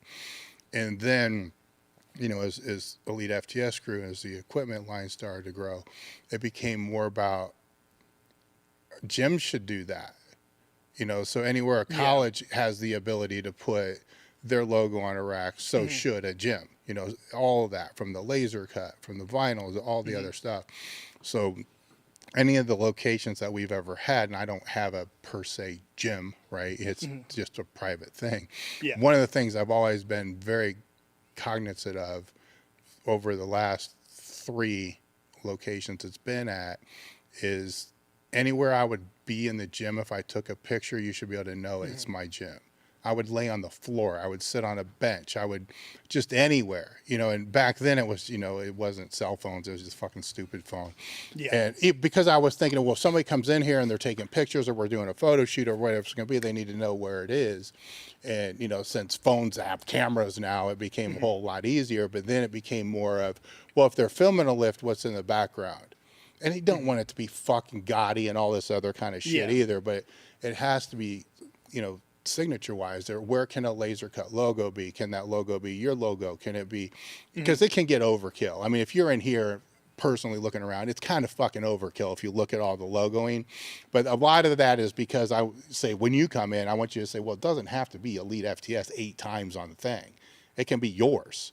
It could be your statement. Live, learn, pass on, all this other stuff that we have on there is to show people, here's all the different places this can go. Because especially in a gym where you're getting out with the lightings is next level shit though too. Because when you walk in a gym, what I'm always interested in is if I walk in a gym or a university weight room, whatever, where's my eye go first? Right? Because that's first impression. Like, where does it go? Now, sometimes if it's a gym, obviously it's the reception, wherever that is. But when you're in the main area, where's it go? And if that's where it goes, but then your logo is not associated where that goes in any way, you fucked up. Because that's first impression. That's bam, that's right there. For a long period of time, obviously that's the arch of Iraq. It's a bigger thing. And that's changed though over time because there are murals, there's walls, there's turf, there's stuff like that, different places where it goes. But it still falls into, I think that even new training centers that are starting up that are small, they need to be aware of this, but do they need to be so hyper aware of it that it comes to the compromise of the quality of the product, or their service or what they're offering to be different? No, right? Because I think in some cases I've seen the opposite. Too much brand, not enough of what you're supposed to be providing to the members. Does that make sense? Yeah, and for sure. And that can be detrimental because that one I think is really fucking hard to recover from, because that's almost like false advertising. Yeah. Where on the other side, you can always repaint the wall, you can always, change vinyl. You can always change a fucking banner or whatever it's going to be. Yeah, for sure. I think, for example, for like the lighting that I was kind of talking about, one of the things, so like what my plan more is that we're like kind of our branding,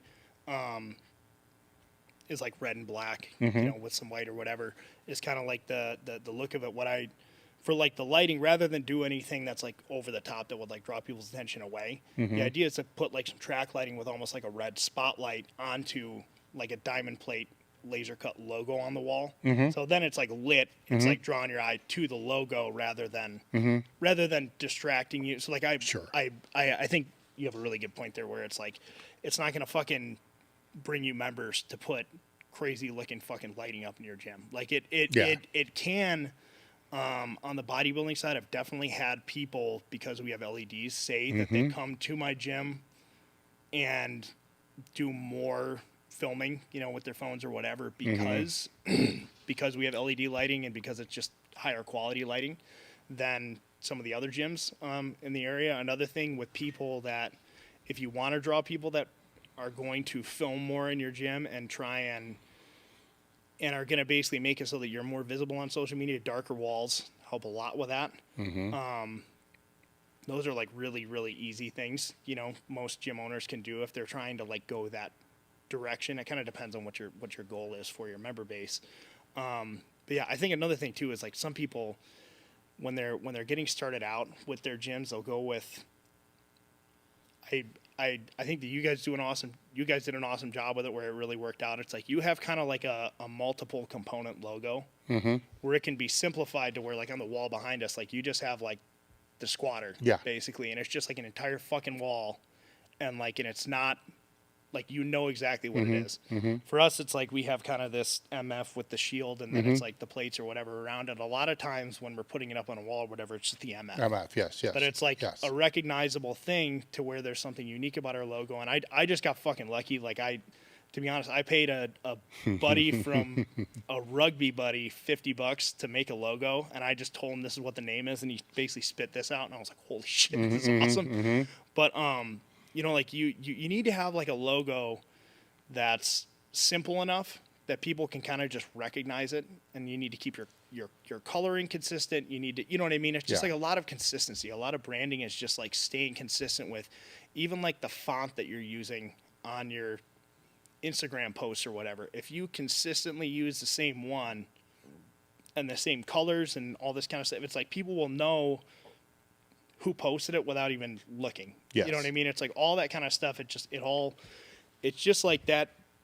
consistency doesn't really cost anything either. It's just like things to keep in mind as you're kind of getting going and trying to build your brand from day one. That's definitely something I didn't do initially. It was like I was fucking around with all different stuff. I made the MF blue for some shirts at one point. I was just like trying different shit, and I was like, you know, it's like if I just keep this basically how it is, people recognize it, you know. And when people start recognizing, there's no reason to fuck with it. No, really change you it. shouldn't. I mean, So there's certain degrees you can move away from it. Like you can pull the MF out. There's certain things that you can do. I do think sometimes people get too wrapped up into what it is from the beginning. You know, it needs to be simple. Everybody fucking knows that. But man, they just become like 8 years trying to decide the right. It's just a fucking it's just a logo. You make it the brand. Right, you it's got to be simple, but what you do with it determines if it's going to be a brand or if it's just always going to stay a logo, right? And don't steal other people's fucking logo, because then you're going to have to legal fees and change it later on or whatever it's going to be.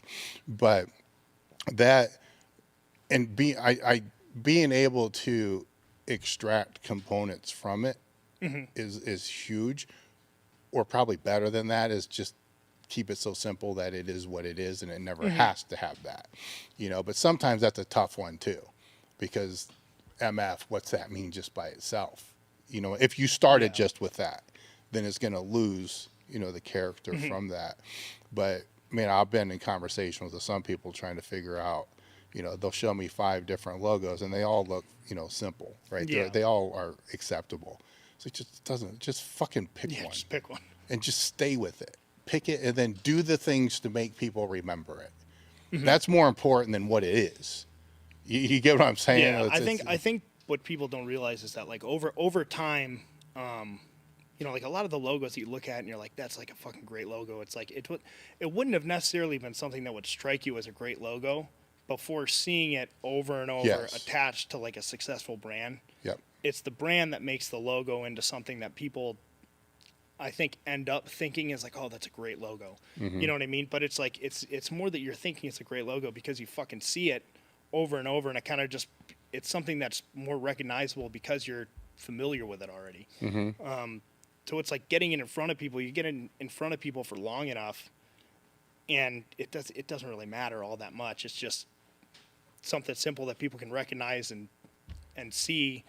And I think that people get, I agree that people probably get too wrapped up in like trying to get this perfect logo where all these tiny little details need to be perfect. Like nobody's going to fucking look at the tiny details. Just put a logo out there and get it in front of people for long enough that they recognize it. I mean, nothing against graphic designers at all in any way whatsoever, but it's funny that the number of people that I've talked to is like, a buddy of mine made this for like, you know, a bottle of test, or a buddy of mine made this for $50, or it's, you know, how many times that's been the case. But that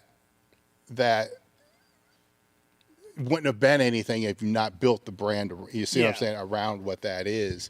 With doing for all this time, at what point? Because it's a lot, right? You got to manage this. You got to manage, you know, having a wife and all this other thing. And 2 gyms, you know, I mean, you hit a tipping point, obviously, and had to dial back on the tipping point. But and your own training as well. So it's looking through here, your own training looks like it was the first thing to be cut back on some. It's not competitive, right? So you're still training. You know, there's it's obvious you're still fucking training because you're training with John and all this other stuff that you're doing. So it's still a part of that. It's still prioritized, but it's not in that competitive set. How, and this is the balance question that has no answer. Like I said, it's the integration. So, but people do, I mean, because they ask you, they ask me, I mean, we get asked all the time, like, how do you balance all this stuff? And the answer is you don't. So I'm going to ask, how do you integrate it? Like, how do you know when to lean into something more? And because sometimes you have to, but not always, you know, so you got to figure out how do you figure out when to lean into things and when you can lean away from it a little bit?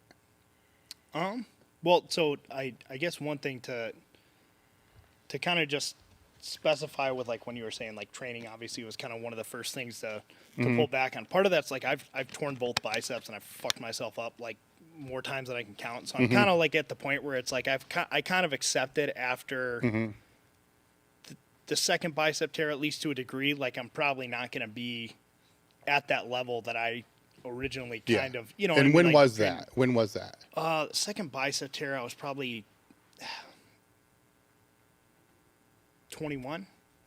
So 2021? What year? What year would have been 2011, I think. Okay. So it was like, I think I was 19 or 20 when I tore the first one. And my first fucking meet back, my third deadlift attempt, I tore the other one. Yeah. So it was like, fuck. Like, you know, it just, there's a switch that I was able to flip. That's a lot fucking harder for me to be able to flip mentally, especially with deadlifts. And that's a lot of what made my deadlift better than some of my other lifts was just like, I was able to just like turn off that. I don't know really how to describe it. It's almost like a fucking warning that your brain's trying to tell you you're probably gonna fuck something up. No, you know, it's like I just can't. I was never able to really flip that switch and get that out of the back of my head past that point. Partially because the first time after the first bicep tear that I was able to be like, fuck it, let's go, was the rep that I fucking tore my other bicep on. So it's kind of just like one of those things where the way that it happened, it just, I mean, I got back into competing a little bit after I kind of started the gym, probably after that kind of first year of running the gym. And then it just got to a point where it's like the gym just started really growing. And there were just too much, it's a lot of physical labor, physically building the gym. So I kind of got away from that. So it's like, it's one of those things where it works out really well training with John because my schedule is flexible. My schedule's packed, but it's flexible. So it's one of those things where I have all this shit I have to get done. But, you know, if John wants to come in at 3, it's like, all right, I'll train at 3. I'll take a break at 3 and train and then go back to whatever I was doing type of thing. And with that flexibility, that's kind of how I also integrate, you know, family time, stuff like that. Like my wife works generally 2 days a week. She's a pharmacist, so she works Mondays and Fridays. She works long days, kind of those days. So those are kind of the days I try and get longer days in. Like Mondays and Fridays, it's like you know, if I'm going to work pretty late, probably Mondays and Fridays. I'm lucky enough to have my parents watch our girls and my son now.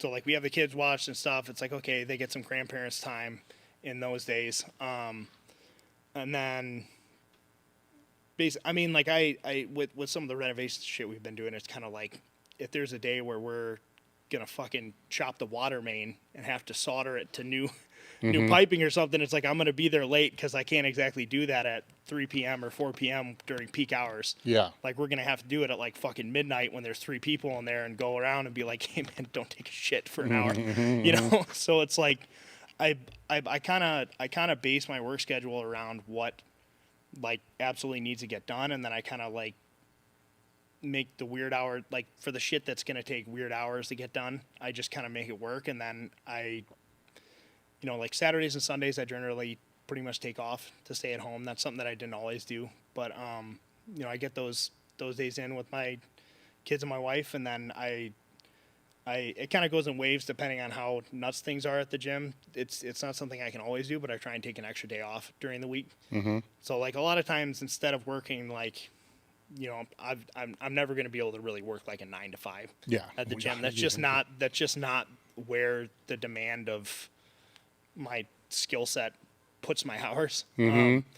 So I kind of just get what I need to get done when it needs to get done, and then I kind of use basically the flexibility to make sure that I'm getting enough family time in, I guess. And most of the time I'm able to take off. Like, a lot of times I'll take off like Wednesdays. So I'll get a day in kind of like in the middle of the week. Spend some time with my kids and my wife, and then Saturdays and Sundays as well, depending on kind of how things are. But it also kind of goes in waves too, where there's like, weeks where all of a sudden I'm working 2 weeks straight because there's just like crazy shit happening and I just absolutely have to be there at the gym.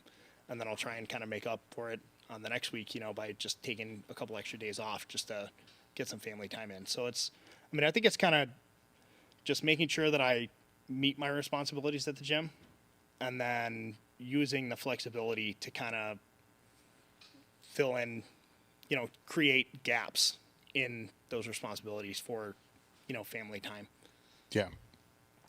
I think the way that you just explained that is the way people need to hear it. The only thing that's lacking in what you just said, but I know it's there somewhere, is strategic time. When are you strategically thinking about the gym? But usually those are in those gaps. Yeah. But it has to be there, right? Yeah. Because without that, you don't really grow. But if any entrepreneur, I hate the word entrepreneur, any business, the reason I hate it, because people just throw it around like it's like, yeah, whatever, I sold a pen today, I'm a fucking entrepreneur. Sell advocate. What? It's fucking, anyhow.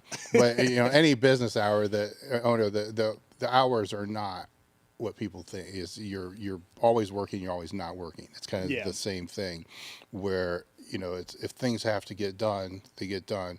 But there's a difference between, for me, there's a difference between what I would call administrative work and then the strategic work, right? Mm-hmm. There's a difference.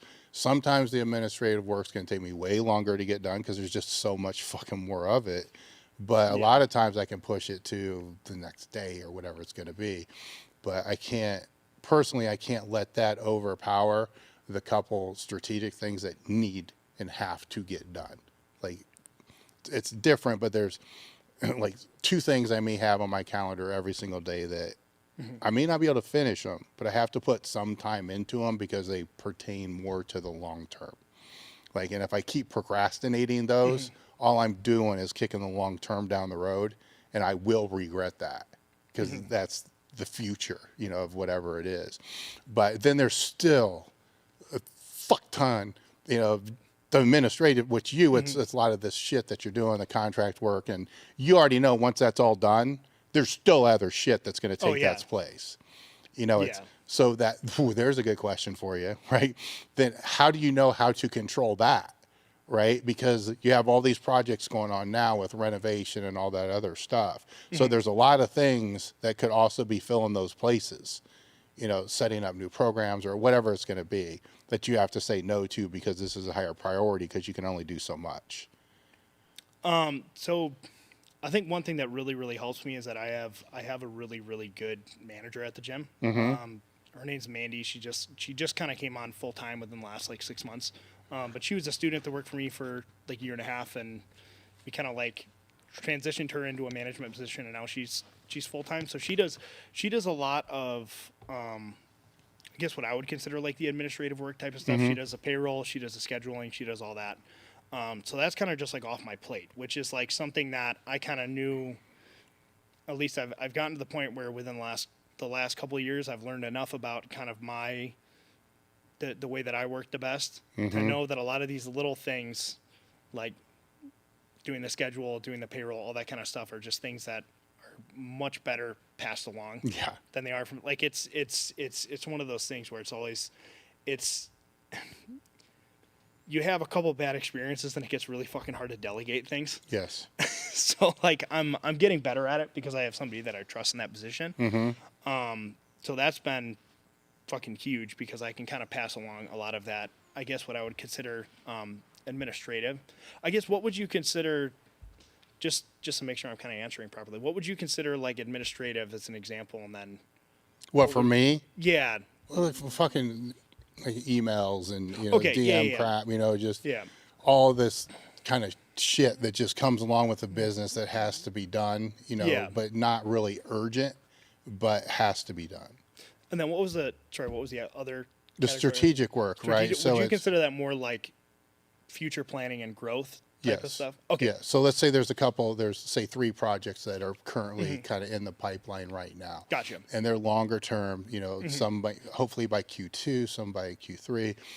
Those don't move forward unless, I'm having the discussions with that or doing the work with those to be able to move those forward. For sure. Yeah. So I think that, sorry, what was the question again? I just want to make sure the question was with, the balancing of those things, right? That I actually have a couple things where you have a manager now that you've been able to delegate those things to, but you said something that's really important, that you had a couple of bad experiences which made you resistant to be able to go back to try that again. And I think that's another learning experience for business owners as well that we've all go through.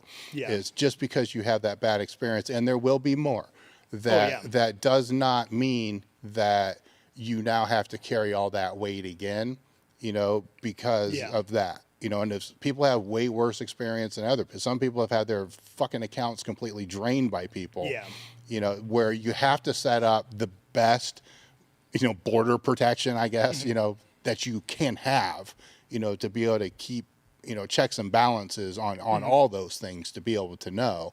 Otherwise that, falls on you. And, but when you become afraid, to be able to do that again, well, then you actually go back to doing 3 or 4 jobs. You're already doing 3 or 4 jobs, but you go back to doing 5 or 6 jobs instead of the 3 or 4. Yeah. All of a sudden you're trying to mop the bathrooms every day again when it's like you got college kids to do that. Yeah. So the question was, when you deal with, so you got the strategic stuff and you got with the administrative stuff that you're doing. And so right now, most of your administrative stuff sounds like it's the contract stuff and things like that. There's always more that can come into that. Like if I really focused on what's all the little low hanging fruit shit that I should be able to get done. It's a lot. It's way more than I could ever do. Right. So when it does come down, then obviously when the contracting stuff, more is going to fill its place. So how do you not let more fill its place now? Like, how do you control what that cap is? Well, I guess the way that I approach it is I kind of always have, I'm sure that you feel like you have it too, but it's like an ever-growing to-do list type of thing. Yes. It's like you're never really going to finish it. Never. But the way that I like to try and approach things is I batch a lot of my tasks. So like if I'm going to do something, if I'm going to like go get my books caught up for all the, equipment purchases and shit that we've done and all of our, like I'm going to sit down and I'm going to sit at a Starbucks for fucking 10 hours and I'm going to bust out the accounting work for the next 3 months and just get it done. You know what I mean? Because I kind of hyper focus on the things that are in front of me. But that also is just because that's what works for me. Like I'm someone that has ADHD. So I'm like, it's like I can, when I'm in a state of focus, I'm almost in like a trance where I can just bust through things. But I don't do well with simultaneously working on multiple different things. So I guess like I'll essentially have that kind of to-do list, and it's kind of in my mind sitting there next to, I guess like a to-do list of more like the administrative work. And I know I can basically look at what's at the top of each of those lists and know what's more urgent to get done today. And I'll try and basically pour all my focus into that. Yeah. Well, I guess a better way to ask this is you very realistically could probably put on, a business development seminar for people in the gym business and then host it at your gym. But you're not going to do that right now because you have all this other shit going on. Right. So you would say, you get what I'm saying? So that could come into your list, but in your head, you're going to be like, no, cool idea. But oh yeah. You see what I'm saying? Like, where do I draw the line of what I can take? Yeah. I think with what I'm working on right now, I think the line's kind of drawn. I don't think there's I don't think. But you mean like in terms of like balancing or attention? No, it is drawing that line because see, you know how to draw that line. Where I have a lot of friends of mine that also own businesses that they don't know how to draw that line. So then they'd be like, oh, wait a minute, you just said business development seminar. Maybe this could do real well. And then there's like a fucking 4-hour conversation about this. And in my brain, it's like, dude, you can barely fucking do what you're doing right now. But now you're going to do this.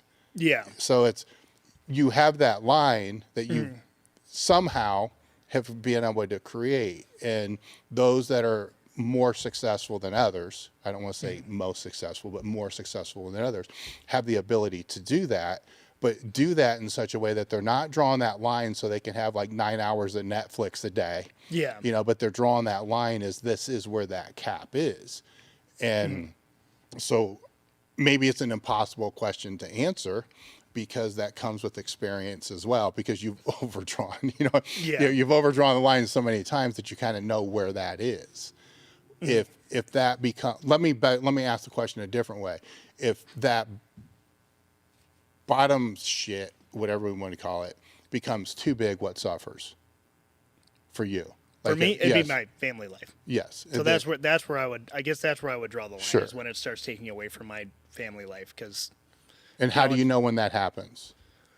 I mean, I try to keep a relatively consistent schedule with the days that I'm home. So it's like I'm home Saturdays and Sundays.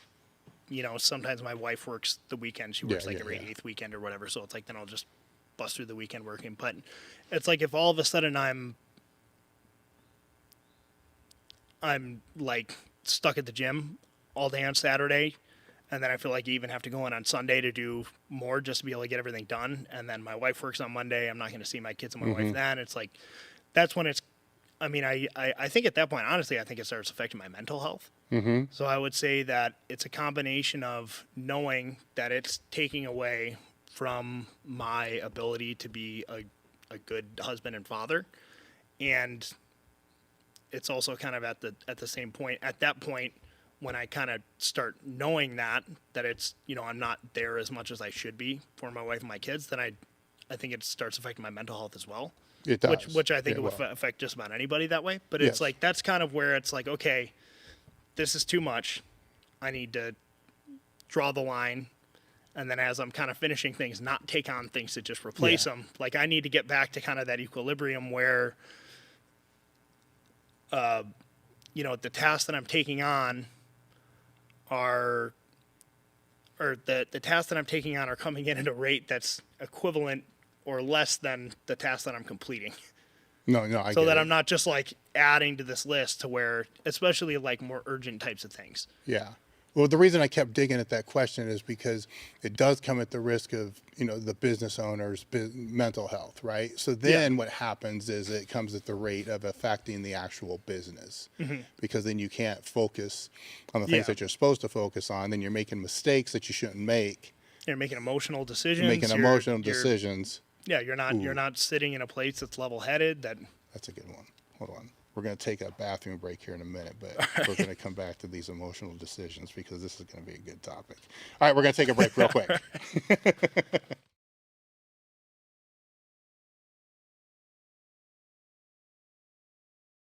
Marek Health is a premium telehealth platform specializing in hormone optimization and preventative medicine. Are you looking to optimize your health in and out of the gym, improve recovery, sex drive, and quality of life? Have you tried speaking to your health professional about this and have gotten the cold shoulder, stereotyped, or just told it's part of getting older? You just go to marekhealth.com/table talk, and you can create your own lab, or you can take labs that we've had set up for them, which are based upon the same labs that I've been doing over the last 15 years. Or you can use their guided optimization. With this, they'll put you in touch with a patient care coordinator, which is actually pretty cool because you get to sit down and speak to somebody that can understand what you're looking for from hormone optimization and the preventative medicine standpoint. After that conversation, they'll determine which labs that you should and which tests you should have done, and then from there, get the labs done. They'll review those labs with you and put you in touch with one of their hormone optimization specialists that can determine which supplementation that you should use over the counter or prescription.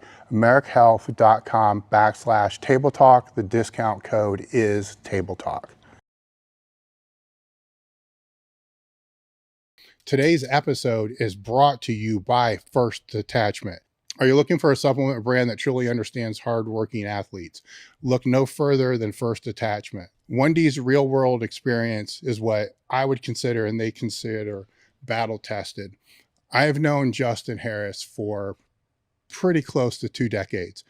And if there's anybody that I trust with nutritional and supplement needs, it's Justin Harris. If you guys have followed me and have followed the podcast, you pretty much already know how I feel about the supplement industry. For me to get behind any brand, I have to trust the brand and I have to trust the person both. And I'm pretty sure you guys all know why. When it comes to creating formulas and putting products on the market, and there's nobody that I trust more than Justin Harris. While I love all of their products, I'd suggest that you check out the field rations and WTH first.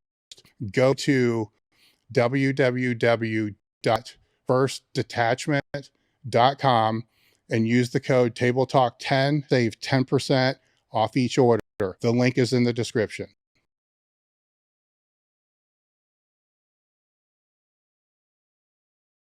Today's episode is brought to you by elitefts.com. Founded in 1998 with the primary aim to live, learn, and pass on. Please help Elite FTS support this mission by smashing the like button, leaving a comment, sharing with a friend, and thinking of us for your training needs. You can put it in a gym bag or load weights on it. Elite FTS has it. What's going on? I'm Dave Tate. We are broadcasting from the middle of the Elite FTS weight room, where the underground still thrives and you're part of the crew. It's time to keep it real and cut the bullshit. Welcome to Table Talk.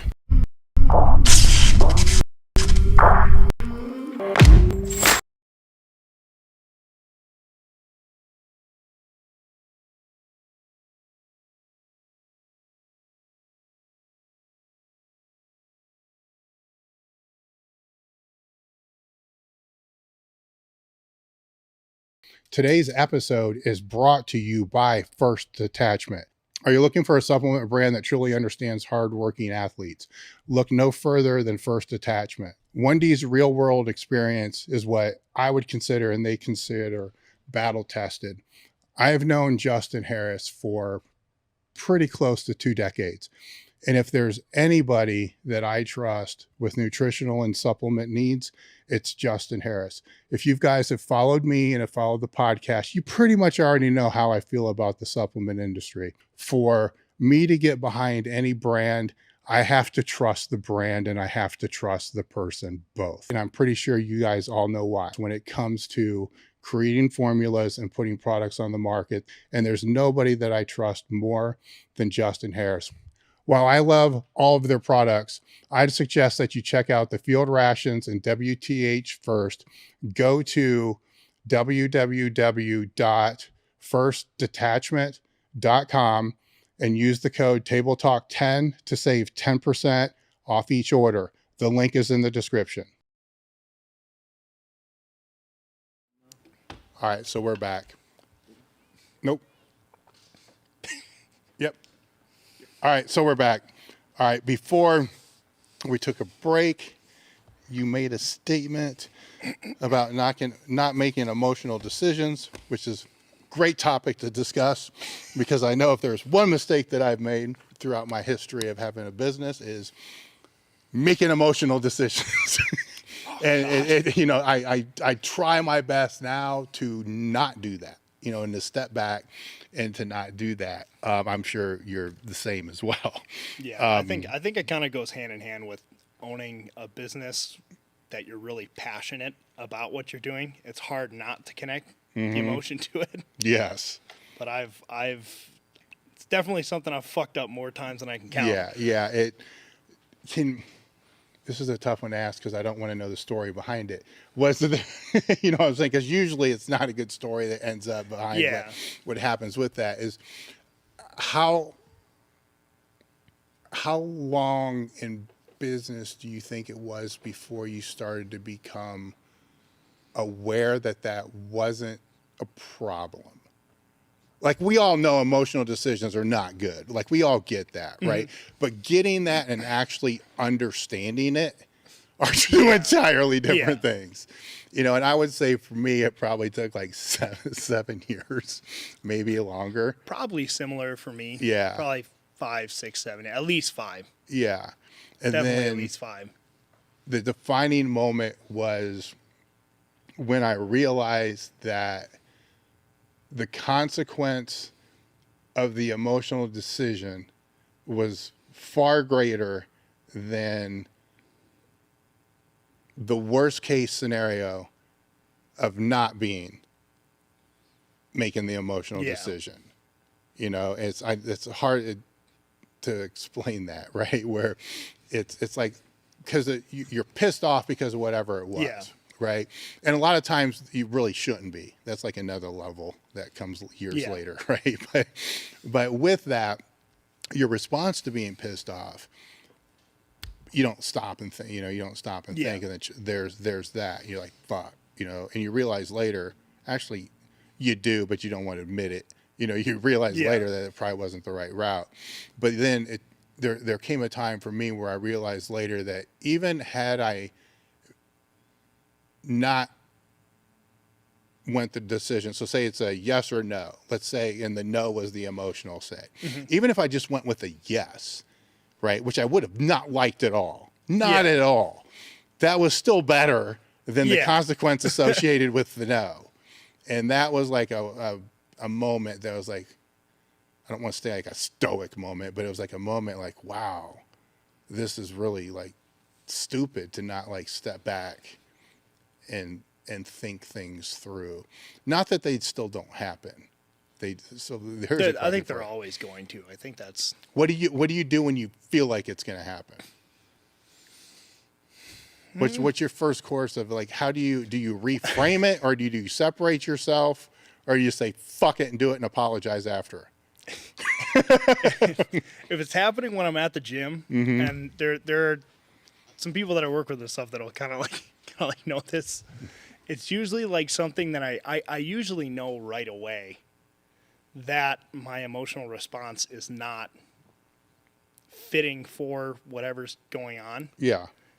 And a lot of times, if it's at the gym, as long as like the gym isn't fucking on fire or something, I'll just like leave. Yeah. I'll be like, I gotta go.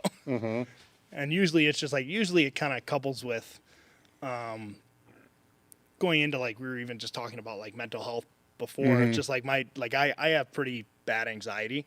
So it's like, if I just feel my anxiety like peaking, that's a lot of times coupled with me about to make some type of like emotional decision, and I'll just be like, I gotta get the fuck out of here. Yeah. And I'll just leave for a little bit. I'll either go work on something else, or like I'll just put my headphones in and I kind of just like shut myself down, or I just distract myself for enough time to be able to think through it and try and make a better decision, just not make a stupid decision, or like at least be able to sit down once I'm kind of home and be like, okay, am I pissed about this for a valid reason, or am I just pissed about this because I'm being fucking stubborn and I'm just, or like, you know what I mean? Whatever it is. So I try and just take time when I can with that type of stuff. I mean, it's especially like, there's like stuff that, like one thing that I kind of just really didn't do well with, and it's like something that I reflect back on, and I know that I made a lot of emotional decisions regarding, where like, when I opened the gym, and like in those couple first years, this kind of even goes back to just like talking about how you need to have like an objectively better product than your competition. It's like I wasn't great with criticism, and that's like, if you're going to be a business owner and you're going to offer a product or a service, you're going to get fucking criticized like pretty fucking openly. And it's like, it's not personal. I mean, some of it is personal. Some people are just fucking assholes, but like a lot of, like, most of it isn't going to be personal. It's going to be like, hey, this, like, what's the deal with this? Or why is this not fixed yet? Or why is whatever? And it's just like, and you're sitting there like, fuck, I'm 80 hours into this week. Like, why the fuck don't you think it's fixed yet? Or you know what I mean? It's just like, and it's just like, that's like your response. It's like, it's just like, you kind of just get the hang of being like, you know what? Like, if they're bitching about something, there's probably something to bitch about. Like, it's kind of like, all right, well, that's, like, I'd probably be complaining too if it just fucked up my workout because the machine's broken or whatever. Like, I'd probably be asking too. And it's, like what I've found is that people are a lot more constructive and a lot nicer, the nicer stuff you provide to them too. So it's like, as my gym has gotten nicer and nicer, and I think people are now at a point where they feel pretty lucky to have what they have, because most gym owners won't make the investment that I have into a facility, because it honestly doesn't make a ton of financial sense, but it's just what my goal's always been. So it's what I want to do. Like, I think they kind of like have gone and seen that the grass isn't greener on the other side. They've seen other facilities. They're like, okay, this is way fucking better than anything else that I have. So it's like they're a little nicer about the criticisms they bring up. It's more like, hey, like, do you know when one of your, like, I know you guys are super busy, but like, do you know when you guys are going to have time to do this or whatever? It's not like, when the fuck is a belt squat going to be fixed, or like whatever it is, but that's something that I really didn't take well initially. And I really had to I had to learn that, because I pushed away people that were friends. I kind of just, what I mean? It's just like, you end up pissing people off. You end up being an asshole when you really shouldn't be an asshole. You take things personally when they're not personal. That's something that I definitely had to learn, especially early on. But that's I think where I made a lot of my emotional decisions, or had emotional responses to people's like feedback or whatever, was early on, when people were complaining about just general type of gym stuff. Which is the couple things is, the one is, gonna make a note, so high end. The one thing you were telling me about before we got on the podcast, which was very, very interesting to me, was, and you just touched on it a little bit, is when you started to put higher end stuff in the gym, and one of them were competition plates, is one of the examples that you made, which, I hear both sides of this, right, from gym owners, both sides of this, to where a lot of them would just bitch and complain because they feel like they can't do anything to make the members happy. Like, as soon as they do this, and there's the next thing, then the next thing, and it's like a fucking plate's a plate and all this other stuff, where, you've gone to the other side of this, right, where most of what I hear is that side, right, because it is a big investment. When you're talking about, competition kilo plates, or competition pound plates, or both, because you don't know what they're going to be lifted with. You want to satisfy. That's a lot of fucking money. And I'm in this industry. It's a lot of fucking money. Normally I don't say shit like that, because our stuff's not the cheapest in the industry either, but those are a lot of fucking money. And where you've gone over and above, with that, to, it was interesting to me to hear the other side of that, to where now the members are like, hey man, put those away, being more tactical. That's not the word. Being more, they're taking more responsibility and making sure that the nice stuff stays nice, which usually isn't what you hear. But now I'm really wondering, like, is there a threshold that you cross to where then all of a sudden they're like, holy shit, it's not so much the guy gives a shit, but it's like, this is really nice stuff. We should probably take care of it. Which is, I've not heard that side, which was nice to hear, right? Because it helps when other people come to be bitching about it. And it's, because sometimes you can't. If you're starting a deal, you can't have every fucking competition bar they're going to potentially compete with. It's just, it gets endless to a certain point. It's just, but you can get close on a lot of things. And the plates are one that it's kind of like a line for a lot of gyms. It's like, this is like a hard line. Like, no. And I kind of get it. Like, how many people are really, but if that's an audience that you're trying to grow, or if you want them to put them away, geez, that's a whole other thing. Like, if you're sick and tired of having to clean up the fucking plates all the time, then how much is that worth over a period of a year of your own time? And that was interesting there. The other part with the emotional decisions is what we were talking about, is more like the higher end, emotional decisions, like you're pissed type of thing.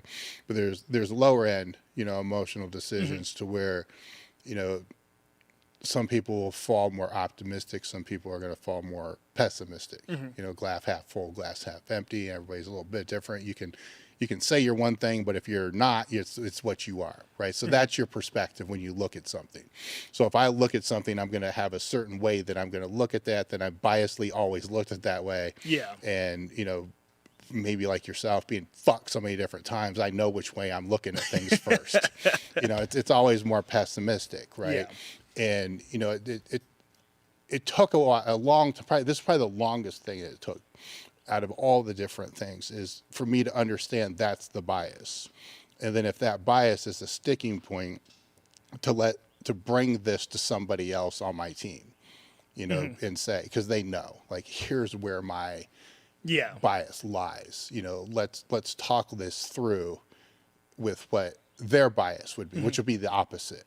And then I can hear this different perspective, which for a long time I didn't want to hear. Yeah. Because it's like, look, you don't fucking know what this ends up, you know, where this can end up being. But if Yeah. I'm so clouded that I can't even see what the actual upside could be, then you're missing on that too. Have you figured that one out yet? You know, something that's actually really funny is I had this exact conversation with John Meadows the last time he was out, and he was kind of talking about how you guys would go back and forth, because he was kind of on one end of the spectrum and you were on the other end, and like he was kind of talking about how like he's too trusting. Yes. And he kind of like would admit that. He was kind of like, Oh yeah. he was kind of like, Dave's way more hesitant. Like he's just been fucked so many times. He's kind of like, fuck this, I'm not getting fucked again. Like, what are you trying to fucking pull here? And it's like, nothing, man. Like, I'm just trying to do some business type thing.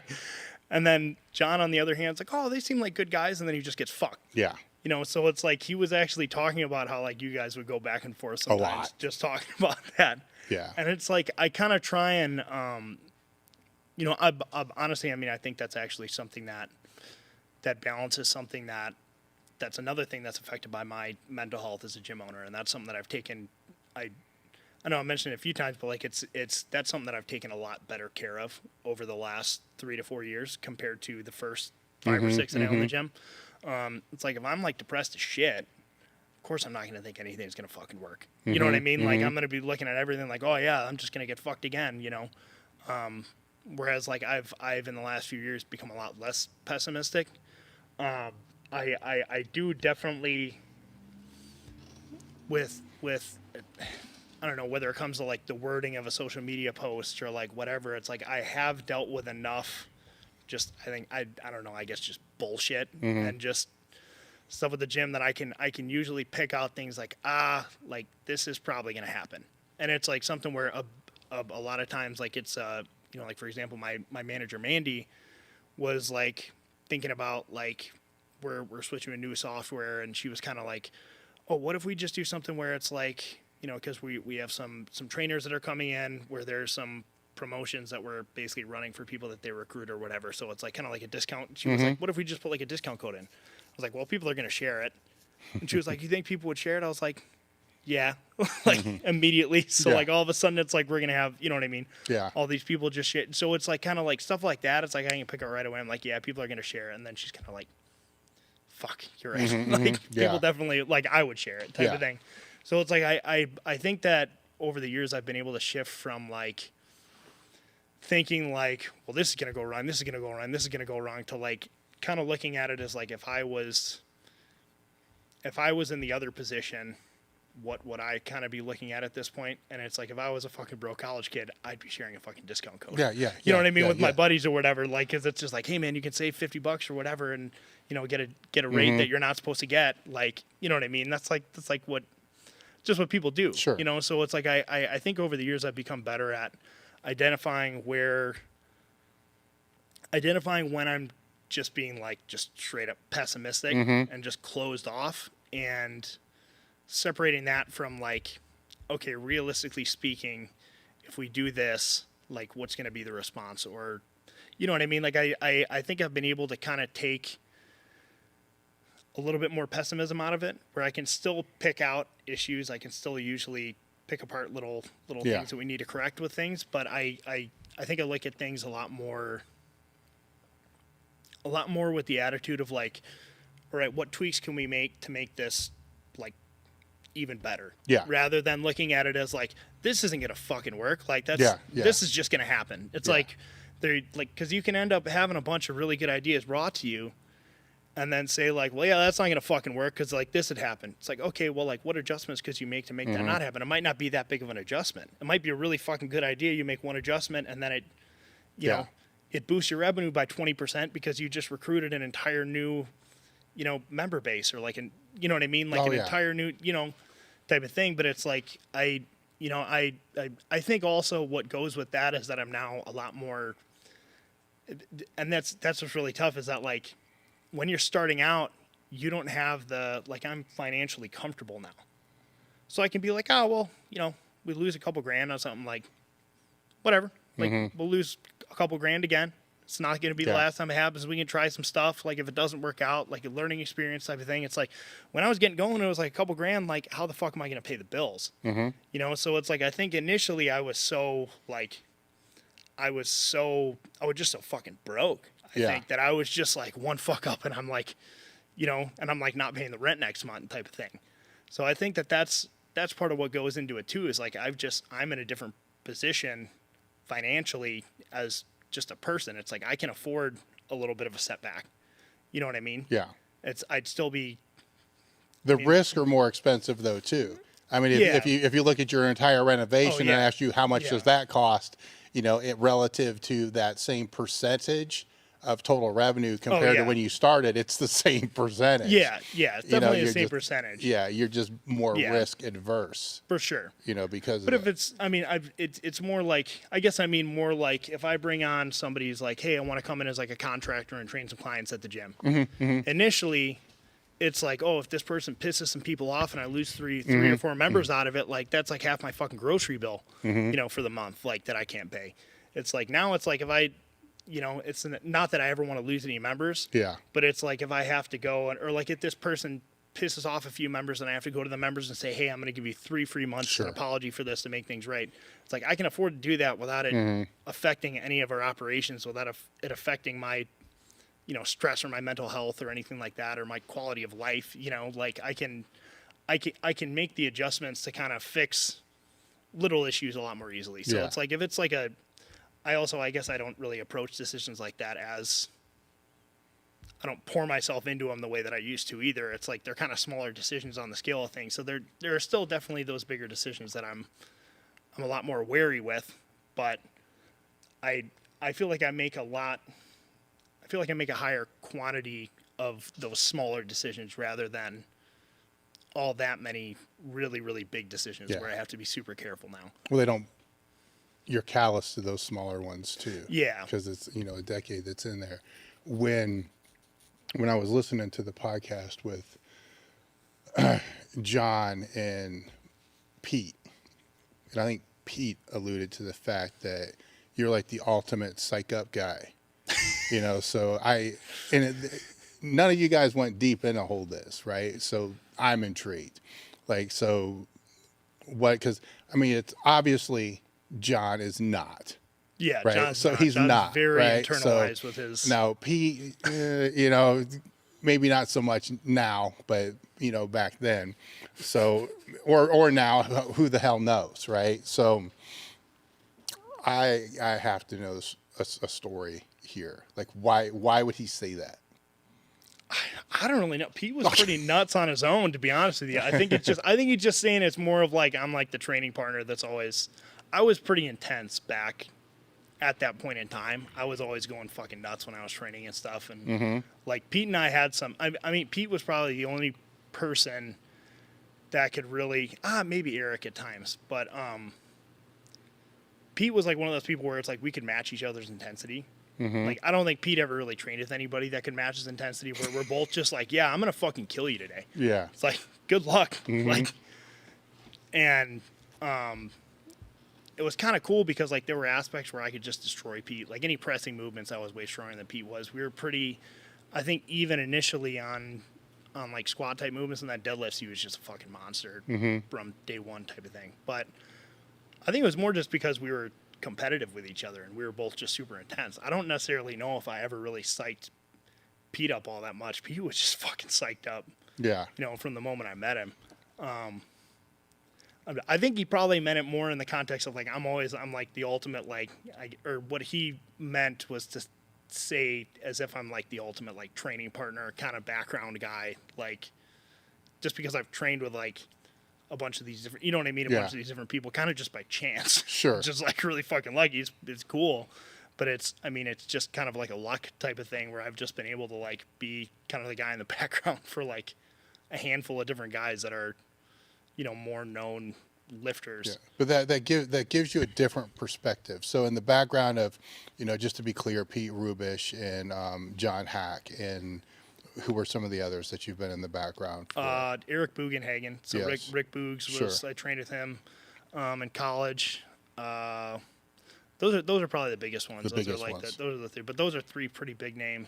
Yes. No, Well, guys and were- let's go with Pete and John. So you're dealing with also two completely different personalities, right? Totally different personalities, right? Yeah, 100% different. So did you all three train together at any point in time? Yeah. Okay. Yeah, And when I started the gym for a period of time before Pete moved, sorry, I was just thinking about another fucking Pete story. I've got a lot of ridiculous fucking. Well, you can't just stop with that. So before Pete moved is the note.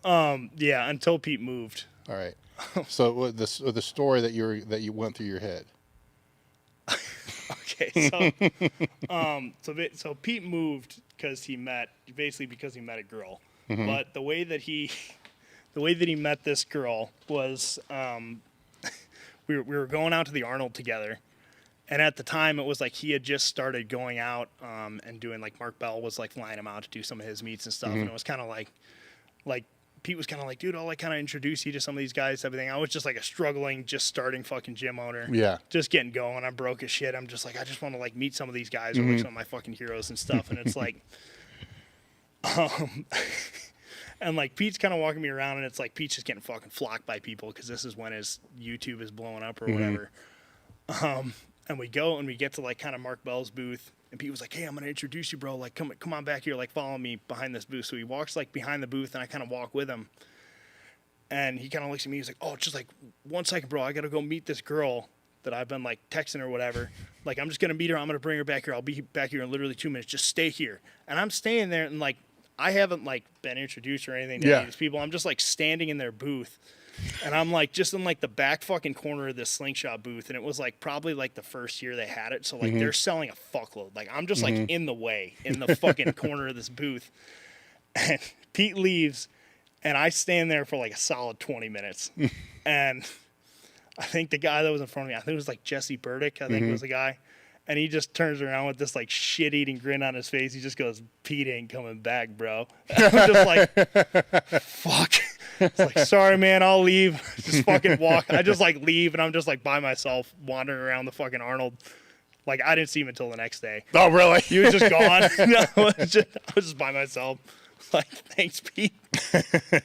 Like he just takes me into this fucking booth and just leaves me there. Yeah. I'm just like awkwardly standing there, like super uncomfortable. Like, Was that the first time he did that? just left me. Yeah. Yeah, it was the first time he left me. Was it the last time? No, those. But yeah, that's a whole story. So he like 3 weeks later he like married the girl and moved on. It was a bad decision. He's doing really well now though. His wife now is super nice, and they just had their daughter and stuff. So he's doing really well. Yeah. I had him out not too long ago. He's gonna come back here, I think, in a couple months. So, Oh, really? Yeah, Awesome. it was great talking to him. But with, let's say, John and Pete, and being the background guy, and both of these guys, you know, propelling to higher levels in the sport. John propelling to the highest, Highest level, highest of level competition. What are the similarities that you see? Because two entirely different personalities, right? So Between John and Pete. yes, because So now we're dealing with two different personality types, but people have made it to top level of the sport. So there's got to be common attributes that are going to be associated with people that are going to make it to that top, regardless of personality. So what are some of the common attributes that you see between those two?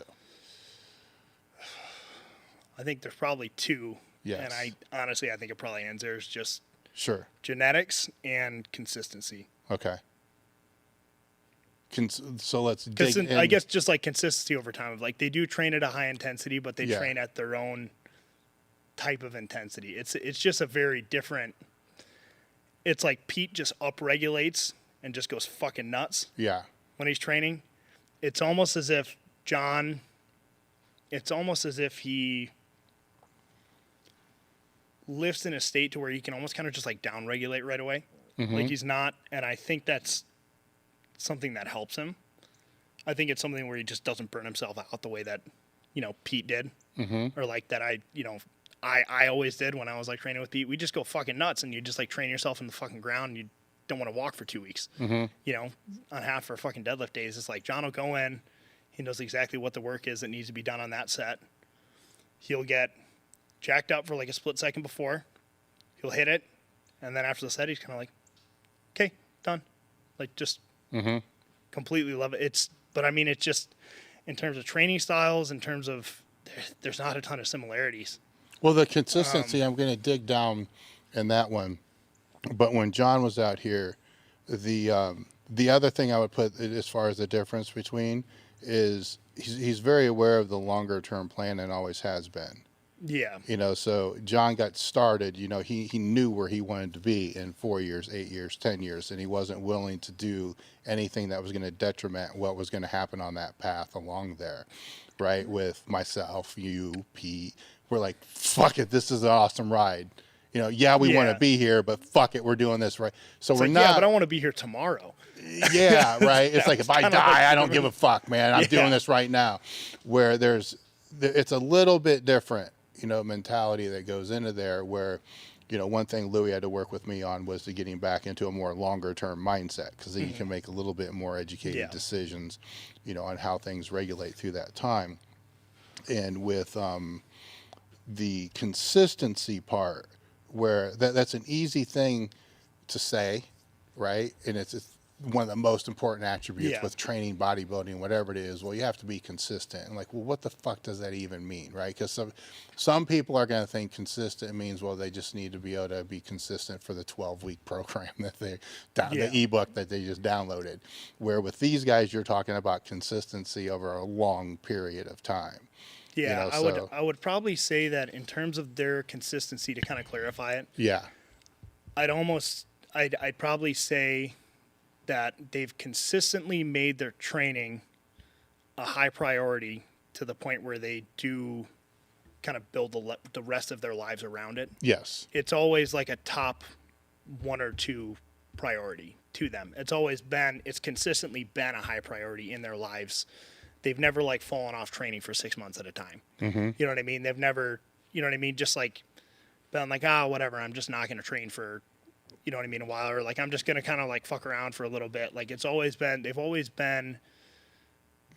had a goal. They've consistently made it something that they work at, I guess, more than just like training consistently. Cause like I mean, there have been periods where I train consistently, but I'm not fucking training for anything. I'm not really getting any stronger. I'm kind of training more so I don't lose my shit, with my own stresses or whatever, because it's kind of a release for me.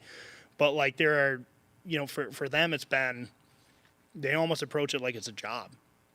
They approach it like it's a responsibility to them to continue training. And that's something that they've always kind of consistently had. I guess that's a way that I would explain their consistency. Yeah. No, I would agree that's kind of how it falls in there, to where others don't understand that to the degree, because they'll be I like the word all in. They'll be all in as long as it's convenient to whatever they want to be all in about. Yeah. But when it becomes inconvenient to be all in, then they're not going to be all in, which means they're not really fucking all in to what they want to do in the first place. So, because there's ebb and flows with that. Honestly, I think with John, I think one thing too is like John's always had kind of the approach of like, I don't want, like, he obviously loves powerlifting, but he's also like, I'm not going to die for this. You know what I mean? Type of thing. Like, he's like, I'm not going to go on a cycle that's going to fuck me up. Like, I'm not going to go on a cycle that's going to take 3 years off my life, like, in 4 weeks. You know what I mean? He's just kind of like, like, Pete was all in. Pete was like, Pete was all in, but he was like a reckless all in. Yeah. There's like a reckless, like I've probably been reckless all in with my gym at times. And now it's like, I'm like, there's also like, I feel like it's almost like a conditional all in. It's like you're all in, but if there's, I guess I wouldn't say all in. I guess if it's conditional, it's not all in. But well, I know, I understand what you're saying. It's kind of like he's a little bit pulled back from all in, but I think that it has allowed him to make better decisions in his training, just in the long run. Yeah. Like, he's never just been that reckless, like, I'm going to do whatever the fuck I need to do to get the next total.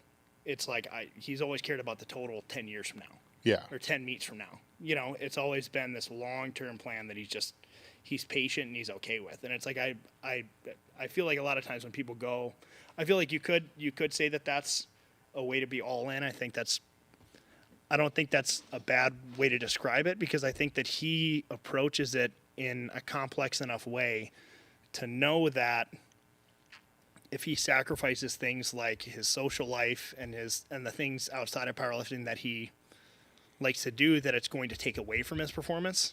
He's almost like all in a way that he understands exactly what he needs to do to perform the best.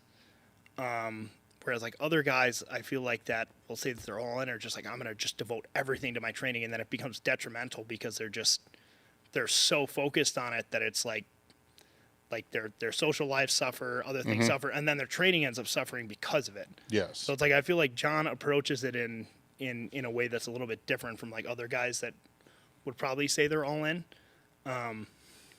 Yeah, I guess I don't know how to describe it. It's kind of like he's just got, I think that John, even very early on, had a very mature type of approach to his training, where he just wasn't going to do stupid shit. And he knew what, like, he's not going to sacrifice the things he likes. You know what I mean? He's going to do fun stuff with his buddies. He's not going to, like, he's going to do different things that like people would probably argue aren't necessarily like, I mean, he that's not to make it sound like, I'm not trying to make it sound like he does anything that's like, I would really be detrimental, but yeah. it's like, he's not going to like sacrifice his social life for training. Yeah. Like, he's not going to sacrifice like he's not going to just go on a drug cycle that is going to make him hit the highest total in 6 weeks at the cost of his total 5 totals down the road. Yeah. You know what I mean? Like, he's just not going to burn himself out. He's just patient with it. Whereas Pete was like, I'm all in. So this is my 10-year goal. I'm just going to go ahead and try and hit it in 3 weeks. Sure. And like, that was like kind of Pete's approach to training. Yeah. No, it's like I said, they're different mentalities, but within that has to fall that certain bit of consistency, to be able to fall into there where, you could argue one's a longer term plan than the other.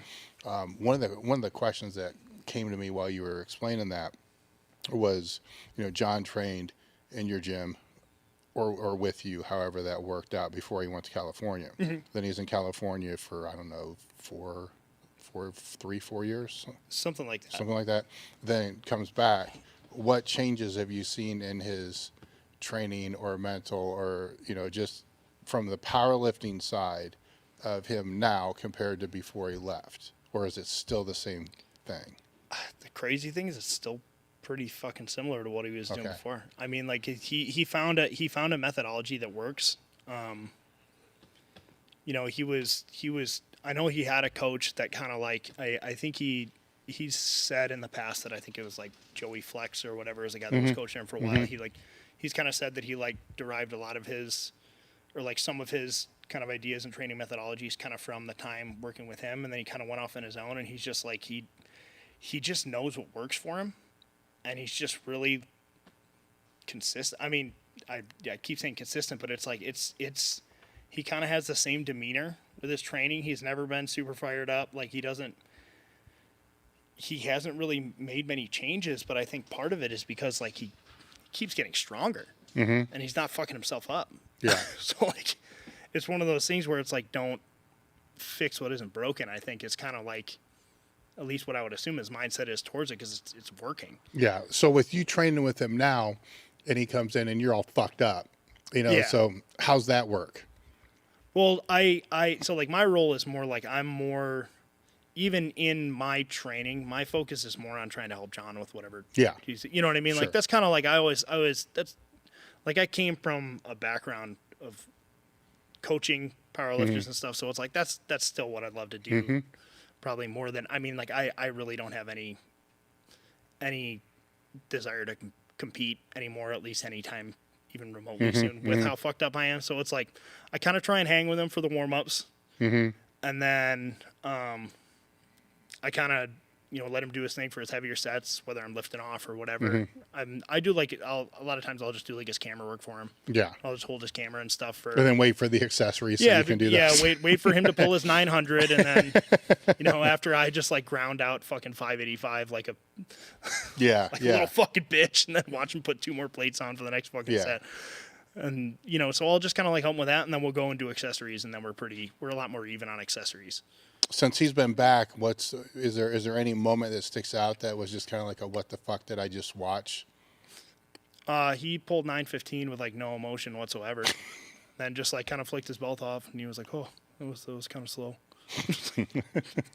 Jesus Christ, John. Yeah. Like didn't tell anyone he was putting it on. He just kind of like, all I knew is that he blew something the fuck up that was like probably I'm trying to think, probably like 865, 875. Okay. He like just destroyed it. Yeah. And I was like, holy fuck. We're kind of just sitting around, and it's like, you know, at one point I think he just kind of must have walked up to his camera and just hit record and just kind of like buckles his belt, throws the greens on, and just pulls it. And it's like, if he slows down on a rep, you know, it's like I'm fucking terrible at kilo math, so I don't even know what the fuck is going on half the time. So like I'm just like, he just added some more, like he must be feeling pretty good today. And then it's like you actually see him, it's like, you know, it's a good day for him, and then you see him strain on something, you're like, okay, that was something fucking ridiculous. Like and then he, you know, he pulls it, drops it, just kind of unbuckles, and I think he just went, oh, just kind of like looked at me. I was like, the fuck was that? And he was like, oh, it was 915. Yeah. Like, fuck, man. I mean, there's a lot of just what the fuck moments training. It's just, he's just a freak, you know? Yeah. He's just able to do insane things. How does that, when you said that when he came back, more members joined. Yeah. So do they are you, I'm sure you guys are not training in a crew, right? Or are you? We do like on the weekends. Okay. So it kind of varies depending on the day. We have other guys that'll rotate in with us, but like I'll pretty much train with them. We train like Monday through Thursday and then Saturday. Yeah. Like our training days. So I'll train with them Monday through Thursday.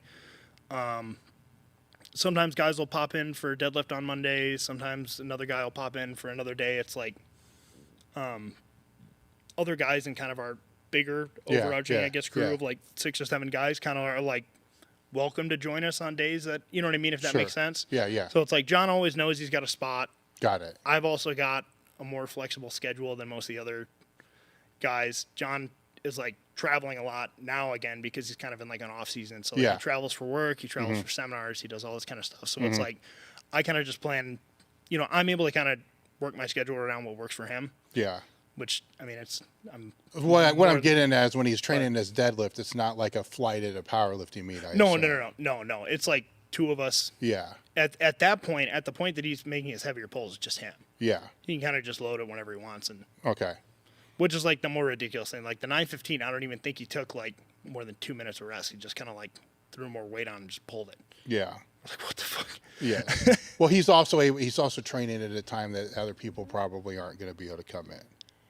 I think he has said before that he kind of feeds off of the environment when there are more people, especially for deadlifts. Yeah. So like we start training usually at 3 or 3:30. Okay. And then people start coming in around 4. All right. So by the time we're hitting like heavier sets, usually there's like more people coming in. Part of the reason we train at that time is because it kind of works for my schedule. I can get in early, get a bunch of shit done, and then kind of train at 3, and then if I need to finish something up before heading home, I can. But otherwise, I'll just head home after that. And then,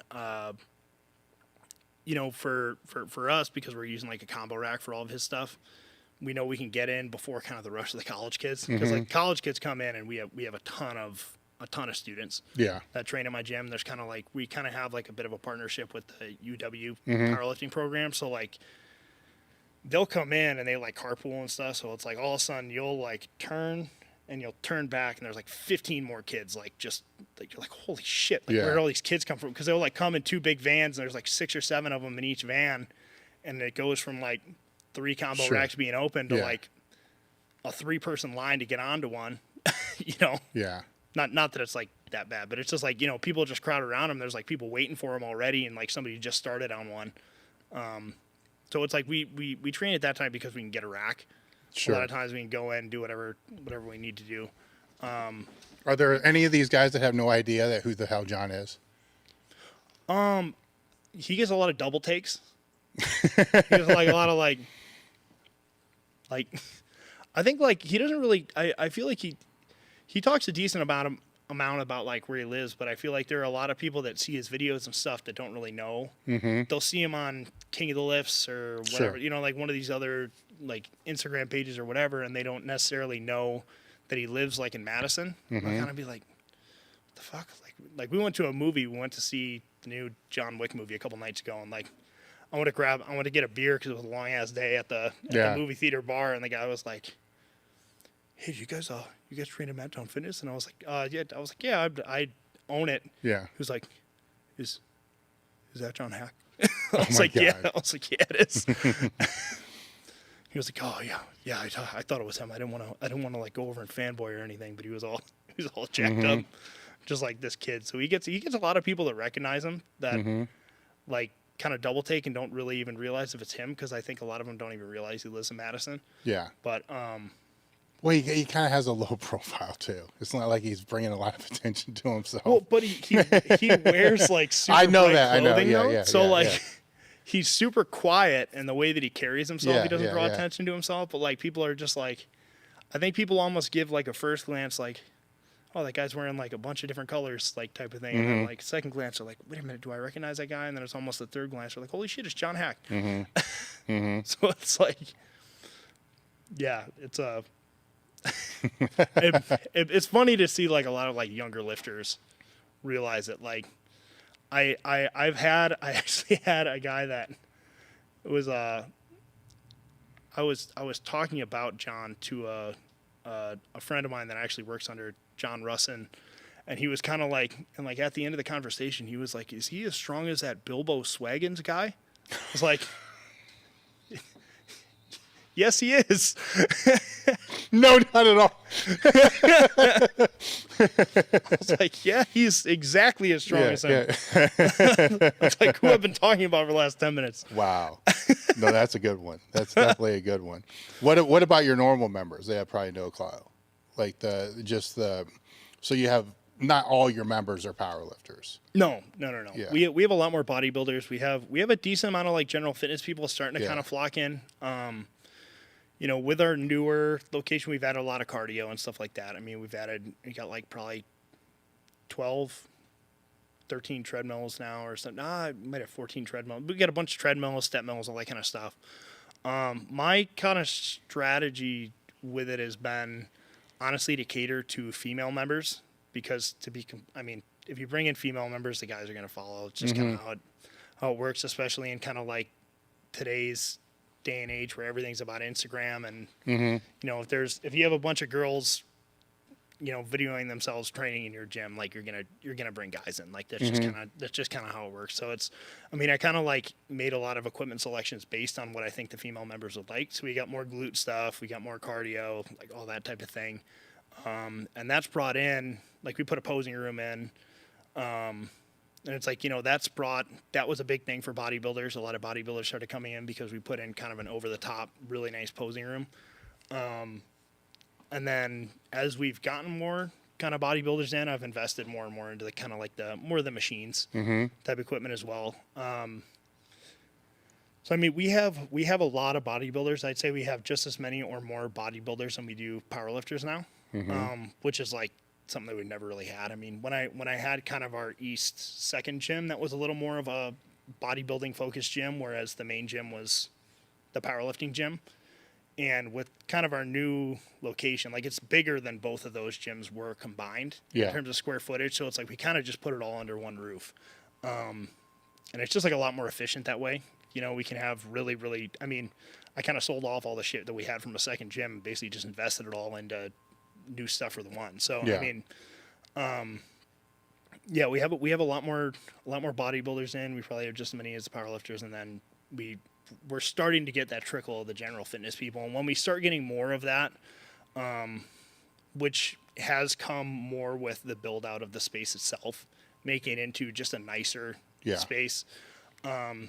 I think that's going to be kind of the next phase of growth, is getting a lot more of the general fitness type of people.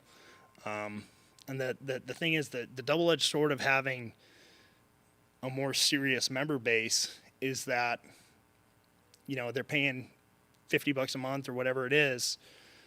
If they're coming to the gym 6 times a week, that's a lot more cost to you than like an anytime fitness owner that's got a member paying $50 a week or $50 a month and shows up once a month. You know what I mean? So like we have kind of that, we have a lot of those really religious people that are in the gym 3, 4, 5 times a week that are hard on equipment, stuff like that. But we're kind of starting to break into a little bit more of the general fitness, which is just, it's a better market to have a hold of, because you're bringing in revenue with not nearly as much cost as like the power lifters or the more serious bodybuilders, you know, bring in with just being in the space all the time. Yeah. So what is the balance? Where do you see the balance with that being? I think I think it's going to kind of balance itself, because I think the general fitness people that are coming into my gym, like we've got the music blasting. There aren't any compromises being made for it. Yeah. So it's like there's not going to be any adjustments made because we have more general fitness people in.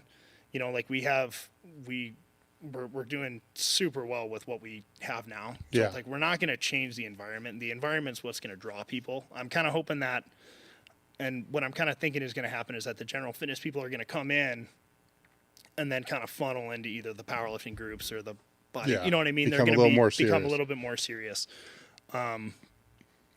At least the ones that, you know, stick around and use the facility more will be. So I think that's kind of the direction. I really think it'll kind of level itself out. It's like, I mean, we're playing, like, the music's loud. We got chalk out. It's like people are going heavy. People are pushing it in the gym. So it's really not an environment that's going to. So what you're actually branding is the culture, right? Yeah. So the culture has, you know, different subcultures within it, right? Yeah. So exactly. Okay. Which I think is a huge takeaway there too, right? Because to have a culture, you're going to have different demographics inside that culture. Yeah. Right? Where some people don't think that's the case. They think that the culture is that one single demographic. The culture is something that allows multiple subcultures to form, but not change. Yeah. That overall culture. And that's been something that, like, I have had to take action to make sure that is the case. Like I've had to boot out a couple people that were like, you'll get, if you're trying to kind of have that blend of people, and you've got one person that's, you know, just they're talking shit about the other group of people to everybody. Yeah. And just causing shit, like you gotta get rid of them. You know what I mean? It's just like, because one person's gonna end up killing. Like I've there in the last probably 2 years, I've kicked out probably 5 or 6 different people. But like there are 2, you know, that I can vividly remember. It's like the day after I like kicked them out.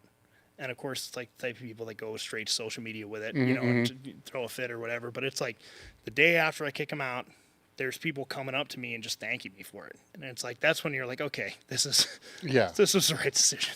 Well, I think a lot of times those people also forget that at one point in time they were the people they're making fun of. Yeah, absolutely. But like, I mean, in these cases, it was more. Like in my case, a lot of times it's like the people that are a little bit more of like a hardcore bodybuilder or powerlifter going more after kind of the hardcore people on the other side. It's not even necessarily like the Yeah. You know, like it's actually a pretty welcoming environment for Yeah. like people that are more like beginners. Like people are actually really Yeah, cool with yeah, like yeah. the beginners at my place.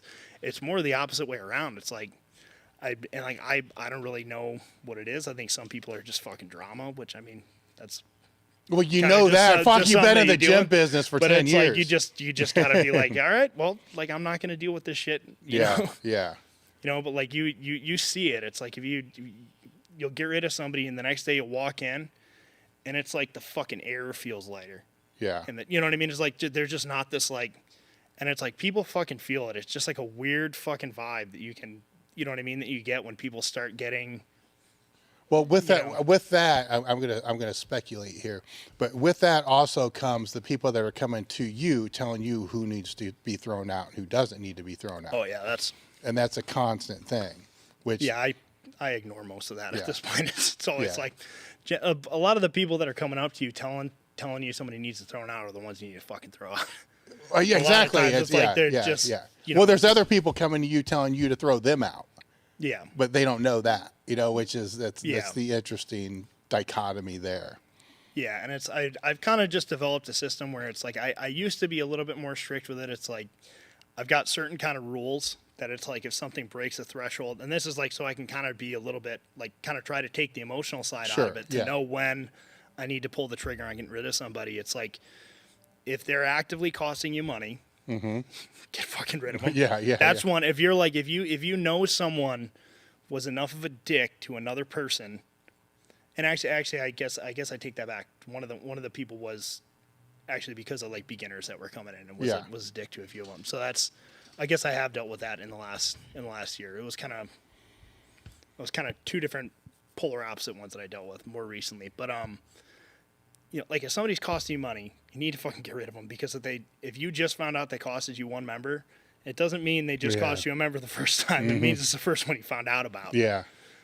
And if somebody, the other thing that I think I've been really, really strict with at my gym because it's a commercial type of gym is and this is gonna probably sound kind of weird to like certain gym owners that are more like on the powerlifting side or the really hardcore powerlifting bodybuilding side. I've been really strict about people not bringing drugs in the gym, and that's something that I've just kind of had since the day one. And it's like if I know the people that you know what I mean, it's like I train with a bunch of guys that are on and stuff. Yeah. They all just kind of know the rule is just don't fucking bring it here. Yeah.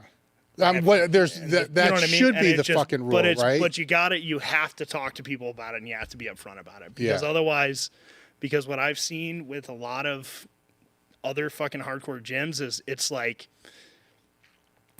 they'll get almost infiltrated by like somebody that's just dealing. And it's like they just go through and it's like they just try and fucking take over. And it's just I've just seen it happen with other gyms where they're more relaxed with it. And it's just not a fucking good environment. You know what I mean? It's just yeah. like, you don't need the people that are going to be your better members. Like, you know, the people that are going to come train twice a week and not beat the shit out of your equipment. Like hearing that there are people dealing drugs in your gym or, Yeah. you know what I mean? Then it's like I opened the trash can, there were a bunch of syringes in there or something. Like it's just something that like will get around and will make it so that people will not sign up. You know what I mean? It's just like not a good reputation to have. So I've been super strict about that, but I'm also like super upfront with people about it. Yeah. And I think that's something that's definitely kind of protected the image of the gym to where I'm able to branch into those general fitness areas and just some of the, you know what I mean? Some of the more beginner type people, because that's the type of shit that's going to, somebody comes in for the first time and they're just getting into powerlifting or bodybuilding and they open up a fucking trash can, there's a syringe in there. Like they're not coming back. Well, oh yeah. They're going to be like, fuck this. Like, Well, I mean, just you a know? general person won't even know that it's for anabolics. They're gonna, Yeah. they're ignorant. They're just gonna Yeah. assume it's fucking heroin or some other shit like Yeah. that. You're like, and it's not. But then they go tell. yeah. And then they freak out and it's, Well, it's not that they freak out, but they go tell, and it's not social media. They're not telling social media. They go tell their buddy who tells their buddy, and now all of a sudden you got a gym full of heroin addicts, which isn't even that. yeah, exactly. It's just Shit spreads. it's just something to like that I've just always kind of stayed on top of and made sure that, you know, I've had to kick out a handful of people because of Yeah. that, you know, it's just like something you kind of have to stay on top of and be aware of. And it's, you can kind of tell when it's happening. You can usually tell when somebody comes to sign up what their intentions are. Yeah. And that kind of, I think, just stems back to like, I look at my I guess I look at my responsibility with the gym as providing the best training environment possible. And that with that comes eliminating unneeded just distractions and bullshit and stuff like that. And I think that's what kind of keeps the place growing and what keeps the place having that same type of, it's still got somewhat of like a small gym feel, but just it's scaled up now compared to what it was. Well, controlling that bullshit is, and that's just one example of multi-tiered bullshit. The other being just the drama that happens between all this. But controlling all that bullshit is one of the reasons people go to a gym is to just get away from the bullshit that they have in their life. Yeah. You know, they don't want to get away from the bullshit they have in their life to go someplace that just has a whole bunch of new bullshit. Yeah. You know what I'm saying? Yeah, go in and have to figure out which clique they want to try and get into or any fucking bullshit like that. Yeah. They're like, fuck this, I just want to train. Or criticism or all this other kind of crap that comes along with that. With those that are, here's the popular question. I'm going to go about it a different way. Tell me, because we talked earlier about, or I think I said it, you know, there's multiple times you're like, fuck it, I'm done with this shit. Right? Yeah. You know, tell me about a time where you actually thought that was the case, where you told yourself, look, I'm fucking done. And it took more than like 20 minutes. Like you thought, you really, really thought, I'm fucking done with this. Definitely happened during COVID a couple times. Yeah. I would say there were definitely a few times I think that happened as I was closing my second gym. Yeah. Because I was leasing that space. So it was like, you know, it's like you go in and you bust your ass turning a fucking space into a cool looking gym. And like I had hand painted fucking murals on like every wall in that gym. It was like there was a lot of just character to the space. It was like, you know, I had a 5-year lease and it was kind of coming to an end at that point, which is why I was able to end it. I probably would have, honestly, financially, I probably would have ended it sooner because I was just paying out of my fucking savings just to keep the doors open for the last like year and a half of it after COVID hit. But like during that time, I just, there's, I don't think there's anything more, I guess, like demoralizing that I've gone through than not only did it kind of not work out, but it's like I put 5 years of fucking work into that space.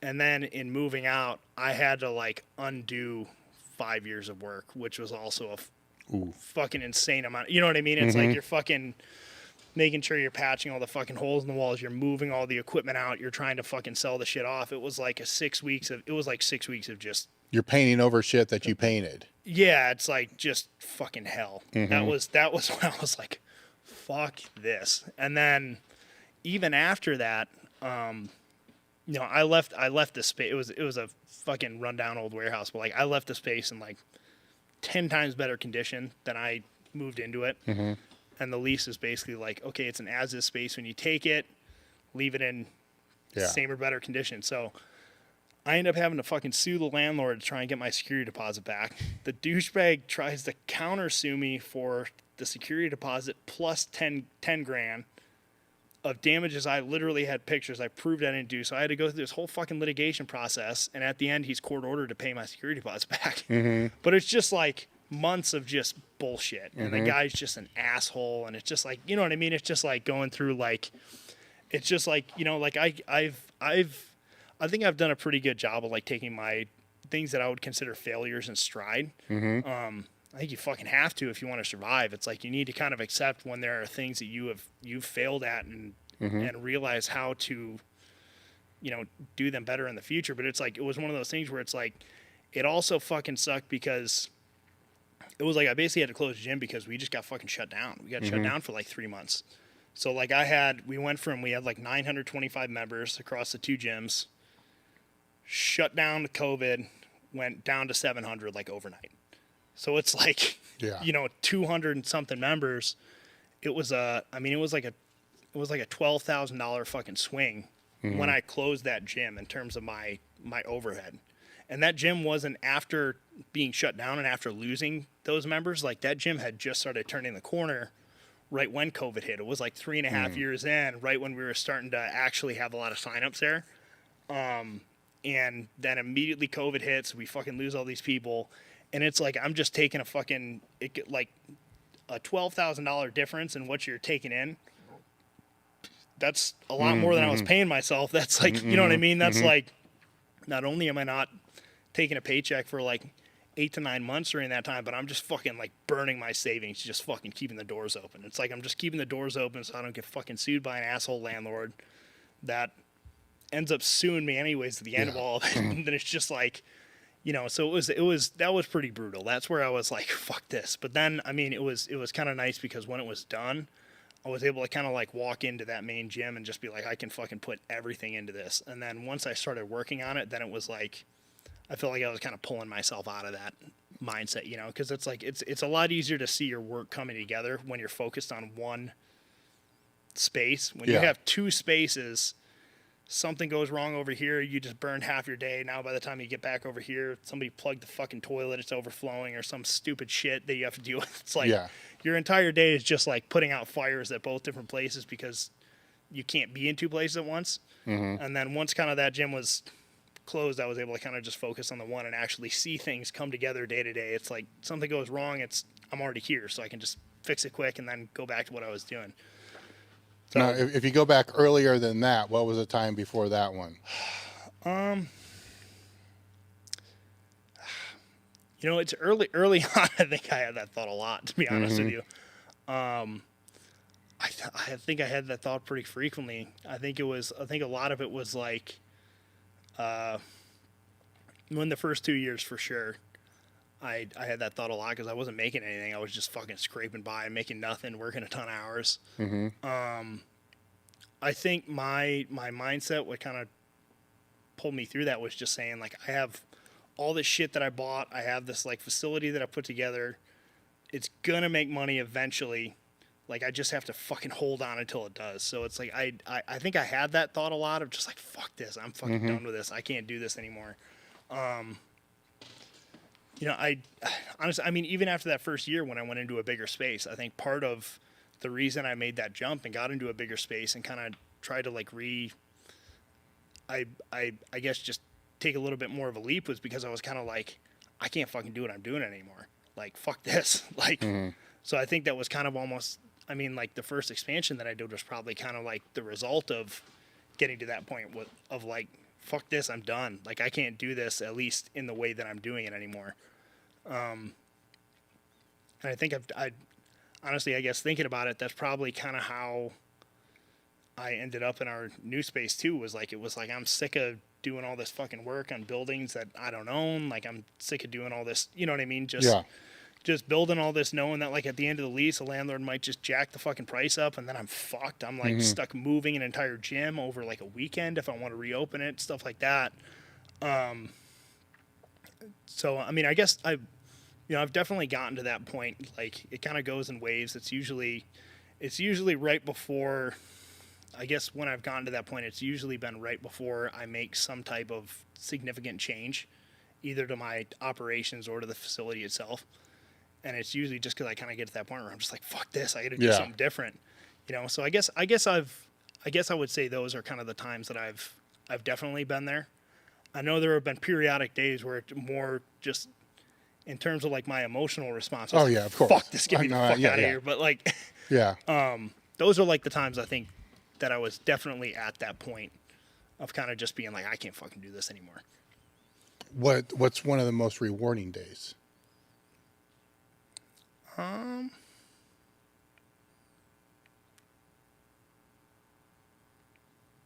think walking into cause like it was a whole lot of, I bought the building that we're in off like an SBA loan. So it was like a fucking 8 months of just paperwork and hoops to jump through and shit. When I actually like got the keys to that building and I had the previous tenant out and was able to walk in and be like, this is the next step. That was a pretty rewarding day. That was a pretty cool day. For sure. I'm trying to think. When John came out, Meadows came out. That was really fucking cool. That was really awesome.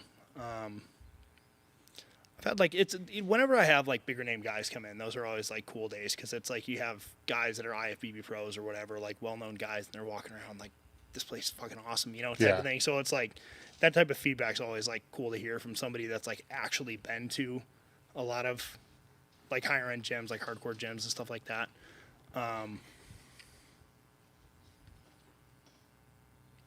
Yeah, I'd probably say those days.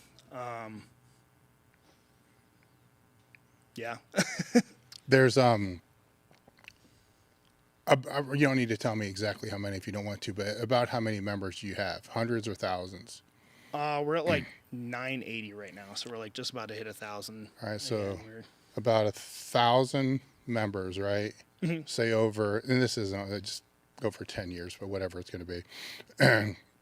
Out of those 1,000 members, when you go into the gym and you're training, and you're in there, and let's just say you're in there training with John for a normal training cycle. So as John's training for that last meet, you know, he's got all these little mini PRs and shit like that. He's probably a terrible example to use for this fucking point because he's not emotional, right? But you can tell, you know, if he has a good pull or a good squat, you can tell, you know, that he has that he feels good about that, right? It makes his day better, right?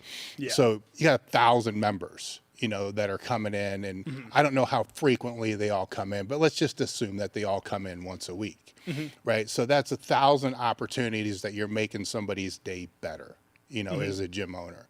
Where I think that for a lot of gym owners, you guys sometimes, you know it, but I think you kind of lose sight of it sometimes. During COVID, you were concerned about it, right? Because a lot of your members need the gym, you know, they really need it. So a lot of you guys were fighting just for that whole thing. Yeah. Like these fucking people, not all of them, but some of these people fucking really, really need this, you know. But you know, it can be, you know, John pulling 915, like what the fuck, or it could be somebody that, you know, just came in and fucking did 100 pounds on this weight stack where they've always been doing 90, but they did 100 finally for 10 reps and they're all jacked up about that. That's your culture. That's the environment that you're providing, you know? So every day you're making people better and providing an environment to make people better, you know, which is, it's cool when you step back and you think about that, right? Yeah. Where the pros and all that kind of stuff, that's cool, right? Because it's confirmation that you built something fucking awesome, that you've put together the right equipment, because that's a whole nother strategy there too, because wow, you know, I have an equipment line, no equipment line has all the best of everything. Yeah. You know, you got to figure out what's all the best for the culture that you're putting together. And there's some strategy in there and all this kind of shit too.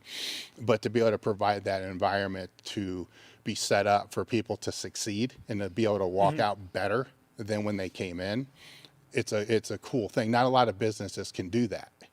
You know, you go to buy groceries, do you walk out feeling fucking better? I mean, anymore we walk out fucking depressed because the shit costs more than it ever cost before, right? So not every industry, not every business has that opportunity to be able to do that. Have you ever thought about that part? I've thought about it. I mean, I think that's kind of why I got into it in the first place, is just trying to build, you know, something that is kind of rooted in self-improvement, I guess, for kind of the customers that I'll bring in. So that's kind of like, that's definitely a big part of why I decided to own a gym, was kind of like just the idea of being able to help people in general. So yeah, I guess I don't think about it as much anymore. I think that was kind of like, I mean, something that obviously early on, a lot of my kind of desire to do it was, you know, rooted in it, and it still is. Oh yeah. I guess I think about it once in a while, but Well, it gets lost in the work, yeah, right? Yeah, Because it definitely becomes more of a job as time goes on, especially now that it's more like I have more staff. I feel like the positions at the gym are more formalized with like responsibilities and stuff like that. It does feel more like a job now than it did, I guess, initially. Well, it's a job, and it's a pursuit of making it better, right? Because if it's not better, it's only worse, right? Yeah. So there is no middle. You know, so in that push and in that drive to be able to make it better, you know, we can't forget the difference that's being made in the actual product and service that's being provided. You know what I'm saying? So because that's a big part of the reason why you kept doing it. Like instead of just saying, fuck it, I'm done. Right? Because there's other things to do. right? There's other things Yeah. to do that fucking are more profitable. More profitable. There's other things to do that are got paid more. There's jobs out there that you can just work 40 hours and be fucking done and go home. Yeah. So there's a lot of, it's the grass is always greener, right? But it's Yeah. not. But there is that. But there's something that keeps you in it. Is it that, or is it the pursuit to be able to grow it into something that you've seen that's not quite there yet? I think it's both. I think I'm definitely like a very competitive person with kind of the vision that I have, and it's kind of always evolving. So I think that's part of it is like, I don't know if the vision's ever going to stop changing. I don't know, at least as long as I'm doing what I'm doing, owning a gym. I don't know if it's ever going to be something where I'm like, okay, I'm done. Like I don't think it's necessarily ever going to be done. Probably kind of the same way that like you'll probably never be done redesigning pieces of equipment or like coming out with the next thing. You know what I mean? It's like you're always going to have another idea and be like, fuck, that'd be really cool. Yeah. So like that definitely keeps me going. That's kind of what I more fixate on day to day is like kind of the improvements, like the small improvements that I can make in the facility day to day. But I think it's a lot of my determination to do that is rooted in knowing that it is something that benefits people. So I think they kind of, I think those two things kind of complement one another, at least for me. I think it's probably both. Yeah. Was there anything you thought I was going to ask that I didn't? Not that I can think of.